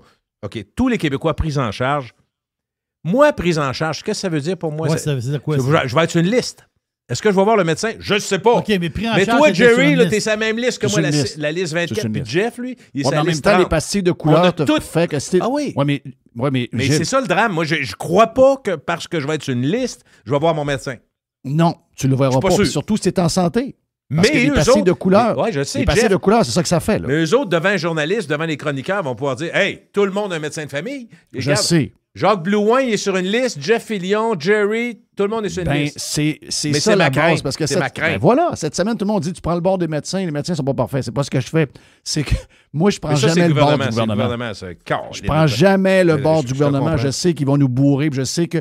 Y a-tu quelqu'un qui pense que s'il applique cette loi-là à la grandeur, OK? Ben là, on le voit déjà, il y en a qui se désaffilient, qui s'en vont ailleurs. Donc, en partant, ça va pas mieux. C'est sûr. Dans 12 mois à 24 mois, on regarde la situation actuelle, puis on se projette dans le temps de 12 à 24 mois. Prenez n'importe quelle journée dans 12 à 24 mois. On s'assoit, puis on est capable d'aller dans le chronogire, d'aller par en avant. Y a-tu quelqu'un qui va me dire, même si vous êtes en crise contre les médecins, même si vous êtes pour les médecins, le but ultime, c'est est-ce qu'on va avoir un meilleur système de santé? Est-ce qu'on va voir plus un médecin généraliste quand on a besoin? Est-ce qu'on va attendre 2 heures au lieu de 17 heures à l'urgence? Et est-ce que ma hanche va être changée en 2 mois au lieu de 2 ans? C'est ça la vraie question. Mais je suis certain que tout le monde sait que ça va être pire dans 17 mois, dans 15 mois, dans 11 mois, dans 27 mois que ça l'est aujourd'hui. Est-ce qu'on est conscient de ça? Ben ça veut dire que le modèle est à crisser à la poubelle. C'est ça. Puis qu'il ne faut jamais truster le gouvernement. Puis il ne faut pas truster les fonctionnaires. Parce qu'ils vont nous bourrer. Un, pour des raisons électoralistes. L'autre, parce qu'il est encombré dans son modèle puis qu'il croit jusqu'à l'os. Mais dans le fond, ça ne changera absolument à rien. Avant de partir, je veux te dire qu'est-ce que je pense vraiment qui va arriver. Ça, c'est mon côté journalistique. Ça se peut, je me trompe. Il n'y a personne qui peut valider ça aujourd'hui. Mais je te dis, moi, je pense qu'il va arriver. D'abord, c'est annoncé, les médecins spécialistes, ils ont de l'argent en masse pour se battre. Fait qu'ils eux autres vont contester en cours. Ils l'ont déjà annoncé. Fait que c'est pas une surprise. Qu'est-ce qui se passe quand il y a une contestation sur un sujet aussi fondamental que ça? Ça va en cours. Ça va en cours. C'est long en cours. Ça va être long. Donc, il va y avoir contestation. Possiblement, la Cour fédérale, la Cour supérieure va donner une décision. Les médecins spécialistes ne sont pas contents. Ils vont aller en Cour suprême, vont demander, même si ce n'est pas encore passé, dis-toi une chose, moi, je pense qu'elle ne sera jamais appliquée d'ici 1 an et demi. Aucun doute pour moi. Ça, c'est mon feeling. Il n'y a personne. C'est pas scientifique ce que je vous dis. Moi, je pense que ça va être contesté. Puis oubliez jamais une chose. Quand la loi est contestée officiellement, il n'y a rien qui s'applique. Rien. La loi actuelle, la 2, il n'y a personne qui... Elle ne sera pas appliquée si elle est contestée officiellement. La Cour supérieure, la Cour suprême. Fait que ce temps-là fait quoi? Ça nous mène où, Jeff? Ça nous mène à un nouveau gouvernement. Ça nous mène où un Parti libéral a dit, nous autres, sa loi-là, on la scrape si on rentre là. Ça va être une de leurs cordes. Il va y avoir 2 cordes. Rodriguez aime ou aime pas, il va dire souveraineté d'un bord, puis de l'autre côté, nous autres, la loi, ça ne marche pas, on arrête ça. Fait que ça va être ça leur campagne. Là. Fait que moi, mon feeling, c'est juste un feeling. C'est juste un feeling de mes années de journalisme. C'est que ça s'en va nulle part, cette affaire-là. Jamais. Elle ne sera jamais appliquée avant 1 an et demi. On va se rendre à l'élection, ils vont étirer ça, puis ils ont le droit. Ils ont les moyens. Ils vont faire ça, les médecins. Bonne semaine, les gens. Regarde, je te suis. Je te tu suis, verras. mais... pendant ce temps-là, on ne change rien pareil. Zéro.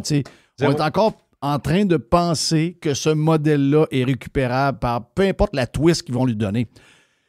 Il est à crisser à terre, regarde, à un moment donné, il faut que tu mettes le building à terre. Je veux dire, il y a de l'eau qui est rentrée, il n'y a rien à faire. Mais ça coûte plus cher refaire puis rénover que rebâtir. À un moment donné, tu rebâtis. Aussi, on part Jeff, à zéro. Puis quand on a des modèles tout partout dans le monde, il n'y a pas de modèle parfait en passant. Non. Mais tu sais, ils sont tous meilleurs que le nôtre. Mais ce qui est le fun, là, c'est que c'est l'être humain. Pense-y un peu, là. Ça va être mon petit 5 secondes à Saint-Saëns. Mais pensez un peu. Un dermatologue là, en Italie, en Espagne, d'un pays scandinave, aux États-Unis, au Canada, normalement, Jerry, moi, on a de la peau qui se ressemble. La couleur n'est pas toujours pareille, Jeff, on est d'accord? Mais une opération, un mélanome, n'importe quoi, ça se ressemble d'une place à l'autre? Oui. Fait que si tu regardes opérer à cœur ouvert, opérer un poumon, souvent, on ne peut pas comparer. Mais là, moi, si je dis, la personne qui est en Italie, qui est contente, parce que dans la société italienne ou espagnole, il gagne 170 000 €, ça fait 25 ans qu'il est médecin spécialiste. Une belle vie, là, belle maison, parce que bon. Mais lui, il fait exactement la même chose qu'ici, puis toi, ici, tu es à 770 000. C'est quoi? Comment t'expliques la différence entre 170 et 770 000? Mais on ne fait pas la même chose, c'est pas le même pays. T'as peu, faites la même chose. Tu comprends, Jeff? Le coût de la vie, on pourrait aller plus loin dans la discussion, puis moi, je ne veux pas les blâmer, mais je dis juste... L'écart est là. Il est tellement pharaonesque qu'on on est fourré. On ne peut pas reculer. Je comprends ton point, sauf que le gars, il ne tombera pas à 180 000 parce qu'il va aller travailler en Ontario. Il va aller travailler en Californie. C'est pas ça mon point, Jeff. Mon point, c'est que l'écart est tellement grand et on ne recule jamais les salaires que je ne vois pas comment on peut changer ça, comme tu dis, à moins de faire Carl Brass. Non, je sais. Mais ça n'arrivera pas. Ça n'arrivera pas. Bonne nuit. Ça n'arrivera pas. Bye. Puis reste pas trop en santé parce que si tu restes en santé, tu vas être une pastille verte. Une pastille verte, ça donne pas d'argent au médecin, puis le médecin, il veut pas avoir une pastille verte, il veut avoir une pastille rouge. C'est capoté pareil, là. Pense à ça, là. C'est comme des pastilles de la SAQ. Ben oui, c'est capoté. Charnu et quelque chose, tu veux dire. Charnu, on est correct. Moi, je signe. Charnu, ça va bien. T'es plus dodu, toi. Dodu, OK, dodu. Et sympathique, on peut-tu dire ça? Pas tant que ça. Sympathique et dodu. Salut. Take care, my friend. Bye, au plaisir. Gilles Parent.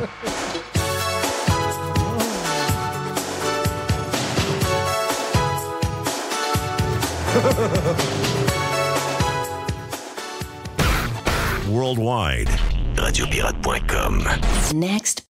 Jeff Filion. Oh. Il y a une petite boîte. Il y a une petite boîte. Il y a une petite boîte. OK, Jerry, boîte. Pour tout le monde aujourd'hui encore. Donc, oui. Autant le live que le prime, un petit 25 minutes intense. On commence avec quoi sur... pas sûr, mais dans la boîte. Aujourd'hui... C'est une bonne nouvelle, la baisse des... bonne nouvelle. Ça dépend comment qu'on... Tu sais, le fameux Rubik Cube, comme tu dis, là, ça dépend de la manière qu'on le regarde. Mais la Banque du Canada baisse des taux, donc le taux directeur baisse de... OK, ben moi, je vais être 0,25 à 2. Moi, je vais être la casse-nouille de la gang. OK. Très mauvaise nouvelle. C'est fun. Hein? Très, très, très mauvaise nouvelle. Très dangereux. Ben, les gens qui renouvellent, parce que Stéphane Bruyère va s'en faire parler, les gens qui renouvellent là, l'année prochaine, là, au printemps, Je suis pas certain que ça va avoir un impact. En 2026. Là. Pas certain que ça va avoir un impact tant que ça sur les taux hypothécaires. On en parlait la semaine prochaine avec Steph Bruyère. Pas certain que ça va avoir un impact tant que ça. Parce que les taux hypothécaires sont à côté sur les obligations. Et si tu es capable de vendre des obligations à des taux bas, tu es obligé de monter tes taux anyway. Donc, tu ne pourras pas descendre tes hypothèques. En tout cas, ça, c'est à Stéphane de nous le dire, mais c'est pas prudent. Là. Je veux dire, l'écart entre les États-Unis et le Canada est vraiment pas prudent. C'est quasiment historique. Là. Puis ça, ben, c'est très mauvais pour les importations, très mauvais pour le dollar canadien. Mais et aussi, c'est que tu n'as plus de munitions. On est dans il faut se le dire, on est dans le début. Si on continue à ne pas s'entendre avec les États-Unis et qu'on s'en va vers la continuité qu'on a depuis le printemps de ce que nous vivons actuellement, on est officiellement dans quelques semaines dans une récession. Donc, le taux de chômage est en hausse, est en hausse, est en hausse. On ne sait pas où ça va finir, cette affaire-là. Les entreprises qui mettent du monde dehors, ben, on s'en va probablement vers une récession où on aura besoin de deux affaires qu'on n'a plus. On aura besoin de la Banque centrale qui va baisser les taux pour nous donner un coup de main. Et on va avoir besoin du gouvernement qui investit avec de l'argent emprunté. Parce que quand tu es en récession, c'est là où tu fais des déficits. Mais nous, on fait des déficits depuis des années alors qu'on n'est pas en récession. Donc, ces deux outils-là pour contrer une récession, on les a plus. Mais ce sont les deux outils pour contrer la récession. Donc, moi, je trouve ça très, très dangereux. Je peux comprendre qu'il y a des gens qui espèrent... Puis, regarde, I feel your pain, OK? Vous avez une maison qui coûte cher, beaucoup trop cher pour ce qu'elle vaut en passant. Vous voulez avoir un taux hypothécaire qui va vous permettre de garder votre maison, d'avoir des paiements beaucoup plus bas. Regarde, je vous souhaite ça au complet. Mais si je regarde la big picture, c'est pas bon ce qui se passe, là. C'est vraiment, vraiment, vraiment pas bon. Puis je sais que c'est très casse-nouille de le dire, puis que des gens qui doivent dire « on finit, on tabarnak ». Bien, c'est ça pareil. Des fois on peut faire un podcast juste bullshiter puis dire dire de la merde pour sécuriser tout le monde. Ou on peut dire la vérité qui fait pas de bien. Là.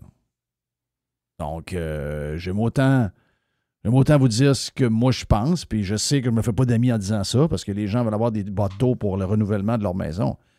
Mais je trouve ça très dangereux, ce qui se passe. Puis si on a une monnaie qui faiblit, ben, tout ce qui se deal, c'est-à-dire en dollars US, c'est bol. Nous autres, les prix vont monter sur pas mal d'affaires. Là. Oui, exact. Il y a ça aussi. Là. C'est-à-dire, à un moment donné... Tu sais, j'ai baissé ma maison de 27$ par 2 semaines, mais quand tu vas aller renouveler ton iPhone, il va te coûter 250$ de plus. Ça, c'est une affaire. Oh oui, ça vient de partout. Là. Oui. Ah, une affaire qu'on va parler beaucoup, Jeff, on va en entendre parler beaucoup, ça c'est sûr, dans les prochaines années, puis c'est quelque chose qui... Ça c'est la réalité. Là. Je prends l'exemple, je prends cet exemple-là, mais ça va être partout, comme ça. Val-des-Sources. Val-des-Sources, là, c'est entre Victo et Sherbrooke. Okay. Tu es à Victo, d'Inter, puis tu files, tu t'en vas vers... L'ancien Thetford Mines. Tu t'en vas vers Sherbrooke. Mais t'es plus, c'est plus... c'est carrément sa route entre Victo et Sherbrooke, par les terres. Et là-bas, il y a une RPA, une résidence de personnes âgées. C'est la résidence de personnes âgées classique. 170 résidents, quand même, il y a du monde, 170 personnes. Et là, les gens ont reçu une petite feuille, un genre de petit bonjour à partir du 1er janvier 2026. Mm-hmm. Je prends cet exemple-là parce qu'il va y avoir des copier-coller. Si vous avez des parents qui sont dans des RPA un peu partout, ça va peut-être vous arriver. Là. Même, ça va possiblement vous arriver. Donc, à partir du 1er janvier, l'appartement, donc il y a une madame dans l'appartement, c'est un 3,5. C'est dans un RPA. Là. C'est quoi un RPA? Résidence pour personnes âgées. Mais c'est quoi? C'est gouvernemental, c'est des compagnies, c'est quoi ça? Non, c'est des compagnies. C'est des compagnies. Okay, des compagnies. Exactement ça. C'est pas un mouroir de vieux, là. OK, c'est pas CHSLD, c'est pas une maison pour aînés, là. C'est vraiment... C'est des appartements cool avec petite cuisinette, cuisine aussi collective. Cuisinette, mais la fait, c'est que des fois, ils n'ont pas de cuisinette, mais ils ont le système de bouffe, ils ont une salle pour aller jouer au bingo. Puis, OK, c'est ça. Okay. Bon. La fait, c'est que le loyer, le toit et demi, parce que quand t'es vieux, tu vas quelque part. À un moment donné, ta maison, tu peux plus t'en occuper.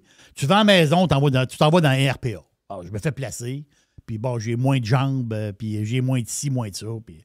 À un moment, je vais te placer. On va se placer. Faut te placer quelque part, Christophe. Tu n'es plus capable de vivre seul. Donc, RPA, puis la fin, c'est qu'ils ont un service là-bas d'infirmières. Ils vont te checker des affaires. Bon. Il y a du service, là. Mais dans le loyer, dans le kit, tu sais, dans le kit, tu as le service. Tu as le loyer, tu as le service. Donc, la madame, elle payait 1535 par mois pour vivre dans son toit et demi avec le service.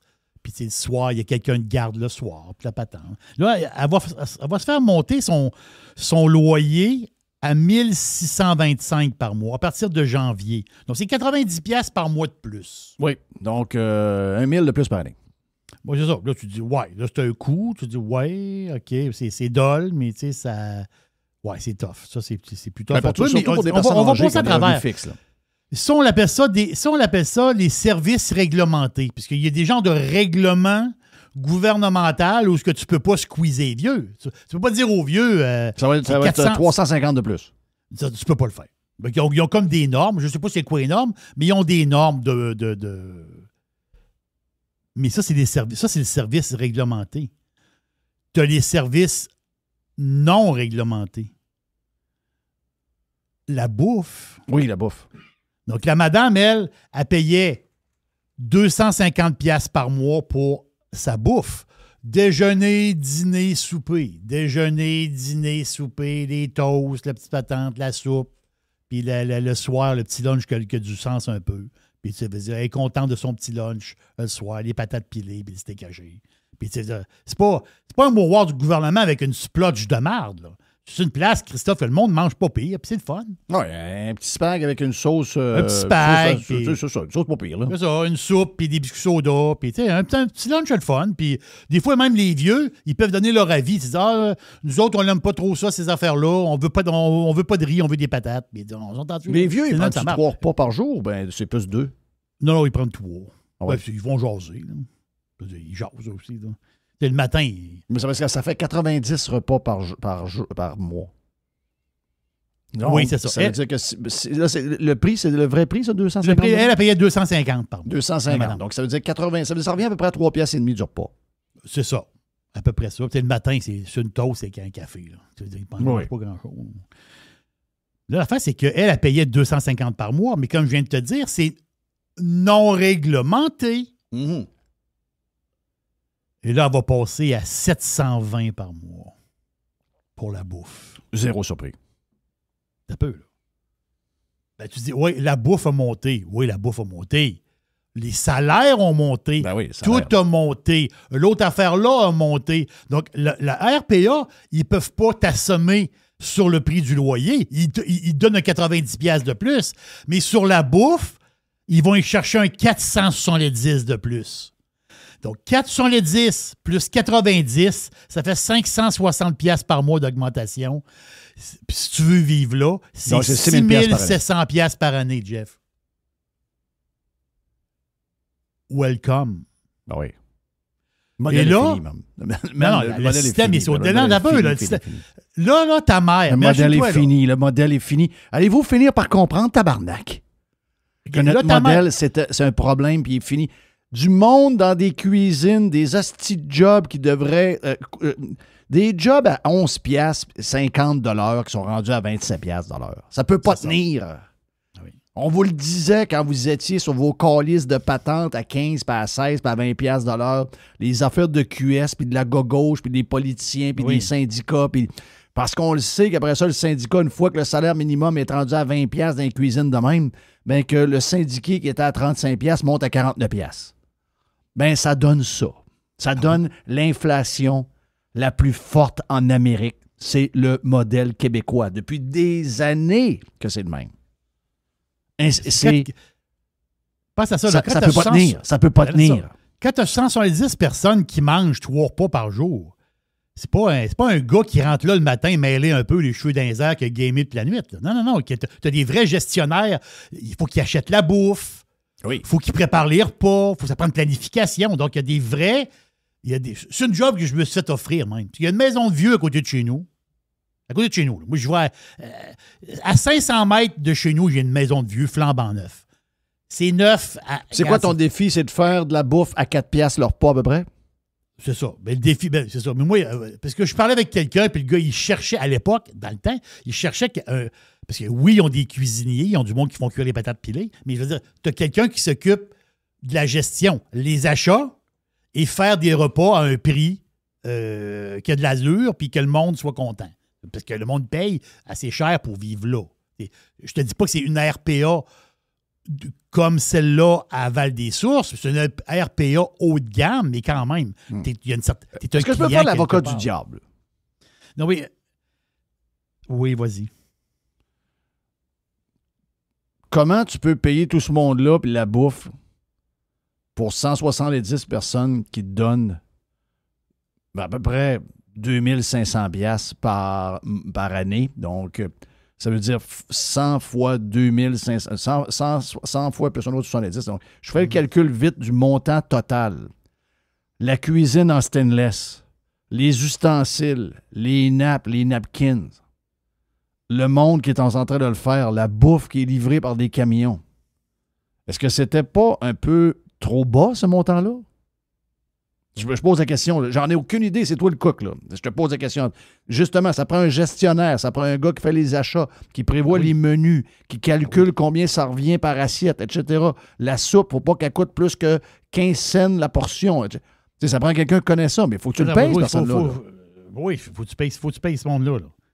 Mais c'est-à-dire, si elle, la madame que je te parle, est rendue elle va être rendue, elle, à 720$ par mois pour la bouffe. Ben, 720$ fois 12 mois, ça te fait 8600$ par année. Ben, ils sont 170. Et pour la bouffe, ils rentrent 1,4 million. Non, mais ça, c'est au nouveau prix. Non, ça, c'est le nouveau prix. Ça, c'est le nouveau prix. Avant ça, non, c'est ça. La bouffe double et plus. OK. La bouffe coûte combien si, mettons... Elle coûtait 250. La bouffe passe de 250 à 720. Mettons qu'elle reste chez eux. Est-ce qu'elle achetait pour 700$ de bouffe pour ses repas, d'après toi? Je me fais l'avocat du diable parce que je connais rien là-dedans. Là. J'essaie de me dire... OK, moi, je dis qu'une personne seule à la maison va dépenser à peu près 100$ par semaine, mettons. À peu près. Là. Non, à peu près 450$ par mois. 450$ par mois pour se nourrir. Tandis que là, elle va payer 720. Et là, tout est cuisiné, tout est fait, puis t'es servi, t'es lavé, t'es tout. Là. Je comprends qu'eux autres, ils ont des prix de volume. Oui. Ils achètent la même chose que les restaurateurs, etc. Mais tu sais, je veux dire, si je compare combien ça coûte un déjeuner maintenant, tu sais... Non, c'est ça. Ils ne mangent pas beaucoup, c'est des vieux. Les vieux, ils ne mangent pas beaucoup. Mais le point, c'est quoi? Le point, là, c'est que la vieille est placée, mais elle va prendre où le 6700$ de plus dans l'année? Elle l'a pas. Elle l'a pas. Oubliez ça. Elle l'a pas. Elle est déjà à côté, la bonne femme. Là. Il reste 20$ pour 3 cartes. On vous annonçait quelque chose. On a quel âge, nous autres, là, en moyenne, les pirates? Là? Les pirates, on a des pirates de 30 ans, on a même des pirates de 15 ans. Salué. On a des pirates de 45 ans, on a des pirates de 55, on a des pirates de 65, on a des pirates de 75, même de 80. Okay? Donc, vous autres, de 80, il y a un bon bout de fait. Mais ceux qui ont 45, 50, 55, là, vous êtes mieux de n'avoir en tabarnak. Non, mettez-vous-en de côté. Vivez maigrement pour les prochaines années. Oui. Vivez comme des écureuils. Mets-en de côté. Parce que vous allez avoir une estie de retraite de marde. Puis là, vous allez manger du mou dans une estie de place qui s'en marde. Voilà. Parce qu'elle, là, ce RPA-là, c'est une belle place. Là. Parce que tu n'es pas dans un mouroir du gouvernement. Là. C'est une belle place. Tu as des activités, des affaires, de la bonne bouffe. C'est le fun. Là. Il y aura de moins en moins de monde qui vont pouvoir y aller. Mais là, la face, c'est qu'elle, qu'est-ce qui va se passer? Elle a des enfants, la madame. Ben là, ça va prendre garçon, fille qui vont y amener des lunchs. Tu y amenais pas de lunch à ta vieille. Parce qu'elle était nourrie à hop. Ben là, maman, on va t'amener juste des prendre petits lunchs. déjeuner-dîner. On va prendre juste déjeuner-dîner, puis le souper, on le prendra pas, puis on va t'amener des petits lunchs. C'est ce qui va se passer, là. Mais on l'a rien vu encore. Non, je sais. Je sais que c'est pas la Puis fin. de ça. la vieille qui n'a pas de famille ou que ses enfants sont pas là, mais elle sort du RPA, là. Elle va sortir de la place. Elle ne peut pas payer. Non, c'est ça. Ça ne peut pas payer, elle va partir. Les autres, là, ils sont là pour faire de l'argent. Là. Ils ne vont pas te garder parce que tu ne payes pas. Là. Je peux vous dire Ils une vont affaire. sortir de là. Continuez à être en crise contre Trump, continuez à faire un deal total avec les États-Unis. Puis ce que vous voyez là, ça va être 100 fois pire dans 5 ans. Le carnage, les vieux, ils n'ont rien vu encore. Et le pire, c'est même de pas eux autres l'argent? vont T'as-tu de souffrir. l'argent? Mais c'est Non, pas- j'ai pas d'argent. Toi, t'as-tu de l'argent? J'ai pas d'argent. T'as pas d'argent. T'es vieux, t'as pas d'argent. Toi, tu décideras plus rien. Il y en a qui Faut pourraient être prendre méchants. aucune Moi, j'ai pas décision. cette méchanceté-là. Là. Mais il y en a qui, si on fait le même thinking sur les médecins qu'on fait sur les vieux, on dit ah, ben regarde, tu écoutes la TV, tu écoutes TVA, tu votes en fonction de ce que tu écoutes dans la TV, puis vous avez vécu de telle manière, puis ben, Chris en dur. Ben, ouais, c'est ça. Oui, tu as il m'a vendu dit- ta maison 17 000 à ton petit-fils, 590 000, fini. Ben, prends ton argent, puis Puis flanc, c'est ça. paye ton lunch. J'ai Paye ton lunch. aucun. J'ai pas de pitié. si j'étais comme j'ai entendu cette semaine pour les médecins, mais je suis pas fait de même. Je comprends. Je suis pas fait de même. Ça me fait Je comprends chier. très bien. Je sais, je comprends. Ça me Fait fait que ça chier de fait- voir que les gouvernements ont pas pensé à toutes ces affaires-là. C'est pour ça qu'on a le plus haut taux d'inflation en Amérique du Nord depuis au moins 2 ans. C'est à chaque mois qu'on a les chiffres. Le Québec est loin en avance sur toutes les autres administrations à travers les États-Unis et le Canada. On est toujours en avant et de beaucoup. C'est lié, oui, c'est lié à comment on vote, puis on est en partie responsable de ça, mais c'est lié aussi par des gens qui prennent des décisions qui vont faire plaisir à tel groupe ou à tel autre groupe, On leur dit, non, si tu fais ça, ça va avoir des répercussions. Ah, pas grave. Mais que les répercussions arrivent, on ne sera plus là. C'est le même qui fonctionne. Les salauds. Un 3,5 dans un RPA à Val-des-Sources, c'est 1625 par mois. là. Pas de bouffe. Là. Pas de bouffe. Non, pas de bouffe. Quoi d'autre, Hey, Jerry? Hier, j'arrive chez nous, ma blonde a dit ah, t'as du courrier. Hein, ma blonde téléphone, t'allais à la boîte aux lettres. J'avais une coupe de lettres, 3-4 patentes inutiles. Puis là, l'affaire, hein, j'ai reçu mes immatriculations.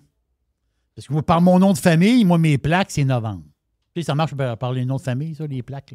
Là. Les premières lettres de ton nom de famille, c'est la date de renouvellement de plaque. Là. Fait que je rouvre la patente, je regarde ça. Ah, calif, qu'est-ce que c'est ce prix-là? 302,97. Tu vas dire, ah, c'est juste 300 piastres. Ben, c'est ça. Je regarde transport en commun, 90 piastres. Ça me fait chier, c'ti. Transport en commun, 90 piastres sur mes plaques. T'as vu, les plaques, ils coûtent 137. Ça, c'est l'immatriculation. OK, donc ça veut dire... Wow. Ça, c'est pas la taxe de la ville, ça? Ben oui, c'est 90 piastres, c'est la taxe de la ville. OK, mais c'était pas 60, ça? Non. Québec City. Wow. 90 $, le transport en commun. Je l'ai pas. Enduré. Voter pour des communistes, voter pour des hosties de gauchistes. Je l'ai pas. Je te le dis, là, parce que quand je regardais les détails de la patente, tu sais, 302, je paye, en 2 clics, je paye la facture puis je décalise. Non, je veux voir. Oui. Là, je regarde. Je veux-tu voir mon papier? Je paye, mais je veux-tu regarder? Oui, je regarde. La plaque en tant que telle, l'immatriculation. Ça, c'est quoi, ça? Ça, c'est payé pour les routes, là. On s'entend entendu? C'est ça que ça... À quoi ça sert d'avoir une plaque? On paye pour quoi? Le 137 piastres, c'est immatriculer le véhicule, c'est 137. L'assurance, on est dans un no-fault ici au Québec. Donc, l'assurance, c'est 64 piastres. Là, tu dis, avec l'assurance... Mais en réalité, on ne va pas leur dire, là, mais vite de même, là, l'assurance est pas chère. C'est pas cher. On ne le dira pas. On ne le dira pas.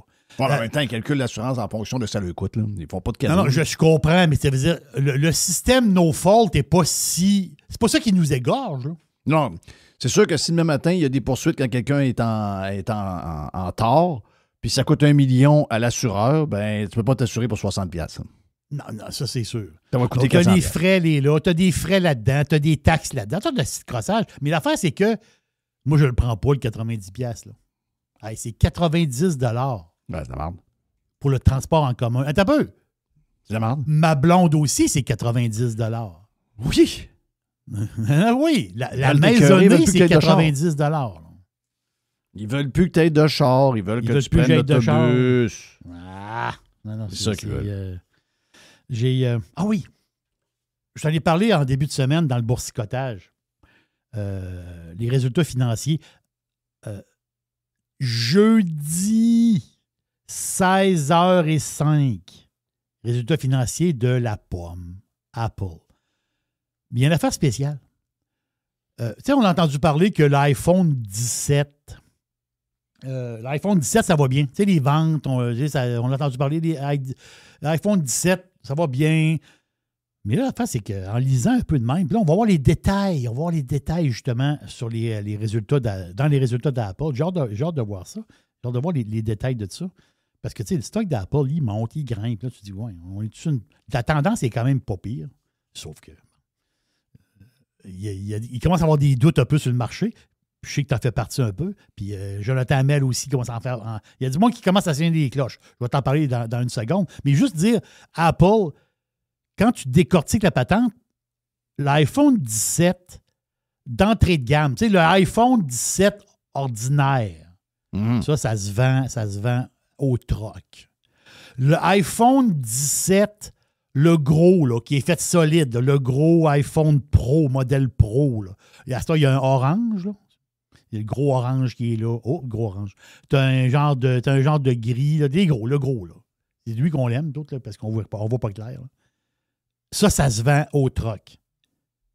Mais la vedette ne se vend pas. Okay, le gros iPhone, non. Non, le gros iPhone se vend. Le Pro, ça se vend au troc. L'iPhone ordinaire, le 17 normal, le petit, là, normal 17 avec la bonne puce, mais il est petit. Ça se vend au troc aussi. Mais la vedette, c'est qui? C'est quoi la vedette? Ben oui, la vedette qu'on l'entend pas. Ça fait 6 mois qu'il nous en parle. Le iPhone ultra léger, le iPhone Air. Ouais. Moi, ça part de où, ça? C'est pas ça qui a demandé ça. Mais c'est ça. Ben, elle est là, la patente. La question que tu viens de dire, y a-tu quelqu'un qui a demandé ça? Personne n'a demandé ça. Mais le iPhone Air. Il y a personne qui m'a parlé du poids du iPhone. C'est ça. Ultra léger. Il parle de la batterie, pas du poids. C'est la minceur. Le téléphone, il pèse à rien. Là. Extra mince, la patente. En canadien, il commence. En canadien, il vaut 1500$. Dans le coin de 1500$. Puis il monte jusqu'à 2000$. Ça dépend de la mémoire que tu mets dedans. Là. Mais l'affaire, c'est que le iPhone Air, qui était supposé d'être la star, il paraît qu'il ne se vend pas. Là, il y a des analystes qui disent, ouais, pourquoi? On va voir les résultats jeudi. Mais je veux dire, pourquoi que le Air se vend pas? Il y a une raison. C'est quoi la raison? Il y en a qui disent que la plupart des gens, c'est des brasseux de téléphone. Puis le Air, vu qu'il est très mince, très élégant, le monde, ils disent, ouais, il a l'air comme fragile. Les clients, dans l'église, au Apple Store, ils l'ont dans les mains, puis ils sont comme mal à l'aise. Ils disent, ouais, il est comme... Il pèse à rien, il est bien mince. Je sais pas, je suis comme mal à l'aise de l'avoir. Je suis habitué d'avoir un téléphone plus robuste un peu. Mm-hmm. Fait que le feeling du Air, ça n'a pas l'air à passer dans la clientèle. Donc, j'ai hâte de voir les résultats de ça. Puis on parlait de bourse, justement, du monde qui commence à avoir des doutes. C'est ça. Le gars, il s'appelle Paul Tudor, je vais le dire en français. Tudor. En entrevue à CNBC. C'est qui ce gars-là? Lui, c'est un gars assez reconnu quand même, là, gestionnaire d'un fonds spéculatif, dont un hedge fund depuis longtemps. Lui c'est un C'est un brosseux. Là. C'est un brosseux de la bourse. C'est-à-dire, lui, il est dans le trading actif depuis longtemps, depuis le début des années 80, qui est dans le trading actif. Et lui, il avait shorté. Lui, il a fait sa réputation avant le crash de 1987. Vieille histoire. Mais lui, il avait shorté le marché, on va dire, avant le crash. Donc, c'est là qu'il s'est fait connaître. Il a fait beaucoup d'argent à l'époque. Et c'est ça qui a amené sa réputation. Tu veux dire. Et lui, il dit que, puis ça, c'est dans l'entrevue qu'il vient de donner là, il y a quelques heures. Il a dit que. Il dit le marché présent, là, présentement, le marché là, il est plus explosif qu'avant la bulle du dot-com. Donc, 1999. Il dit en ce moment, là, c'est un. Avant la bulle du dot-com, on avait un pétard dans les mains, là, mais il n'a pas sauté le pétard. On avait le pétard dans les mains. Là, il dit on n'a pas juste un pétard. Là, on a beaucoup, beaucoup de pétards. Puis ils n'ont pas sauté encore. Donc, lui, il dit qu'il faut faire très attention au marché. C'est lui qui le dit. Et de prendre position dans. C'est lui qui le dit. Dans la crypto. Lui, il dit acheter de la crypto. Acheter de la crypto, acheter de la crypto. Mais tu sais, à un moment donné, tu sais, Nvidia a passé le 5 000 milliards de valeur boursière. Oui. Joe nous disait hier 17 du PIB américain. Oui. Et la force présentement, puis ça là, c'est dans le trading présentement, c'est la grande mode, là, vous le savez, l'AI. Quand tu colles AI dans une nouvelle, le stock de Nokia. Nokia, pas de quand même. Nokia, là. Nokia qui. On va Nokia, dire, le Nokia, stock dormait. C'est ça. Nokia, ils font des. Il y a encore des téléphones pour les pays pauvres, là. Puis il y a encore des. Ça veut dire ils ont des appareils de télécommunication. Là. Ils ont des affaires, Nokia. C'est une grosse business, là. C'est une grosse multinationale, mais c'est pas ce que c'était. Là. Nokia était dans la brume. Là. Puis là, Nokia a sorti de la brume. Là. Nokia, hier, 22 de hausse. Là. Boum! Sur une nouvelle. Un deal avec Nvidia. Regardons encore. Nvidia est partout. Donc, un autre deal avec Nvidia, le stock explose. Donc, l'AI, Nokia. Tu mets AI dans une nouvelle, là, ça drive le marché. Mais c'est ça l'affaire, c'est qu'à un moment donné. C'est un peu too much. Hein? C'est ce que. Voilà. C'est que là, il y a un peu de red flag qui sort. Il dit, oui, l'AI, c'est hot. Mais là, en ce moment, il y a peut-être une bulle. Donc, il y en a d'autres qui sont sortis dans les derniers mois qui disent qu'il faut faire attention au marché. C'est sûr qu'il y en a qui sont sortis l'année passée. Puis on dit, ouais, le marché commence à ballonner. Ouais, là, ça fait 1 an qu'il roule. Je veux dire, si tu es assis sur tes mains depuis 1 an, tu manques une belle ride. Là. C'est-à-dire, l'S&P 500 a pris quoi, 18 depuis le début de l'année? Le Dow Jones plus 13, puis le Nasdaq plus 24. Le Nasdaq est à watcher un peu. C'est plus celle-là. Mais quand même, ça n'empêche pas de trader, là, mais il faut être un peu. Faut surveiller nos affaires. Thank you, man. Belle ride. Dernière petite affaire très vite. Ah, ouais. 30 secondes. Ah, ouais, il faut. Non, parce que j'ai aimé la patente. Puis moi, je ne suis jamais allé à Washington DC. Je suis jamais allé de ma vie. Okay? Moi, j'étais allé à New York. J'ai assez hâte d'aller à Washington pour aller voir la nouvelle aile de la Maison-Blanche. J'ai hâte d'y retourner. Tu peux y faire mourir. J'ai hâte d'avoir la salle de bal puis toute la patente. Ça va être extrêmement beau. Que j'ai hâte. Et là, l'affaire, c'est que Trump est parti. On sait que Trump a fait un beau voyage au Japon. Oui. Là, il est parti en Corée. Oui, il est parti, c'est ça. Il est parti du Japon, il est allé en Corée. Avec les jets qui suivaient le Air Force One du Japon à la Corée.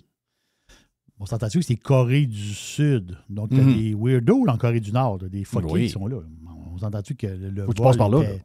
Faut que tu passes dans ce coin-là. On s'entend-tu? Mais la face, c'est que juste avant de partir, la madame japonaise, là, qui était super contente de voir Donald, elle a fait un beau cadeau.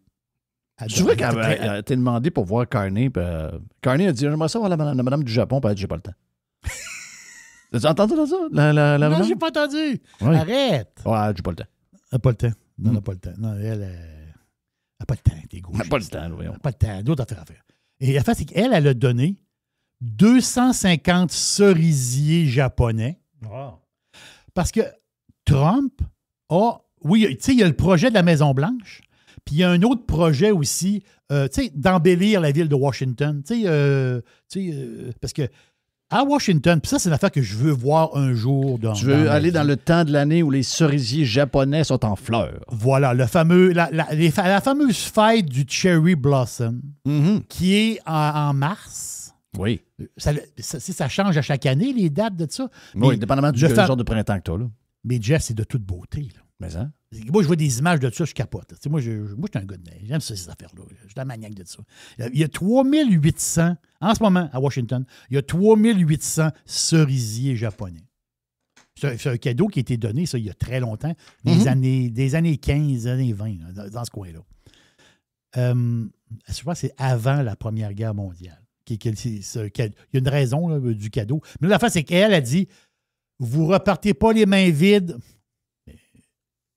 On vous donne 250 nouveaux cerisiers japonais que Trump va faire planter. Parce que Trump, il y a des places qu'il va embellir à Washington. Là. Puis là, ces cerisiers-là vont être plantés. Donc, Washington, le gros salaud, on sait bien, il va vendre ça du monde, puis il va faire de l'argent avec ça. Voilà, regarde, donc, à Washington, il va y avoir au-dessus de 4000 cerisiers japonais. Donc, j'ai trouvé ça le fun. Mais attends avant d'y aller, attends de voir. Faut que tu laisses bâtir l'aile. Tu y vas-y dans une couple d'années. Tu vas aller voir la Maison-Blanche, l'aile Est. Wow, ça va être de toute beauté. Les premiers cerisiers japonais, c'était en 1912, je dirais. 1912, OK. C'était juste pour souligner l'amitié des deux nations. Oui. Il y a une petite pause là-dessus. Là. Oui, il y a une petite pause. À un moment donné, il était plus ami. Il est arrivé. Pendant la guerre, il était plus ami. Tu sais, comme maintenant, c'est surprenant qu'il n'ait pas rasé les cerisiers, mais là... Oui, ça a dû passer par la tête à bien du monde. Ils ont dû y penser. Ouais, va m'arracher ça! Ouais. Sors la chaîne de ça, puis ouais, coupe-moi ça, ça presse. Ah oui. Ils sont quand même arrivés avec des avions kamikazes. Oui, c'est ça. C'est quand même quelque chose. Thank you, man. Yes, voilà sir. pour la boîte. C'était Jerry. Il y a une petite boîte. Il y a une petite boîte.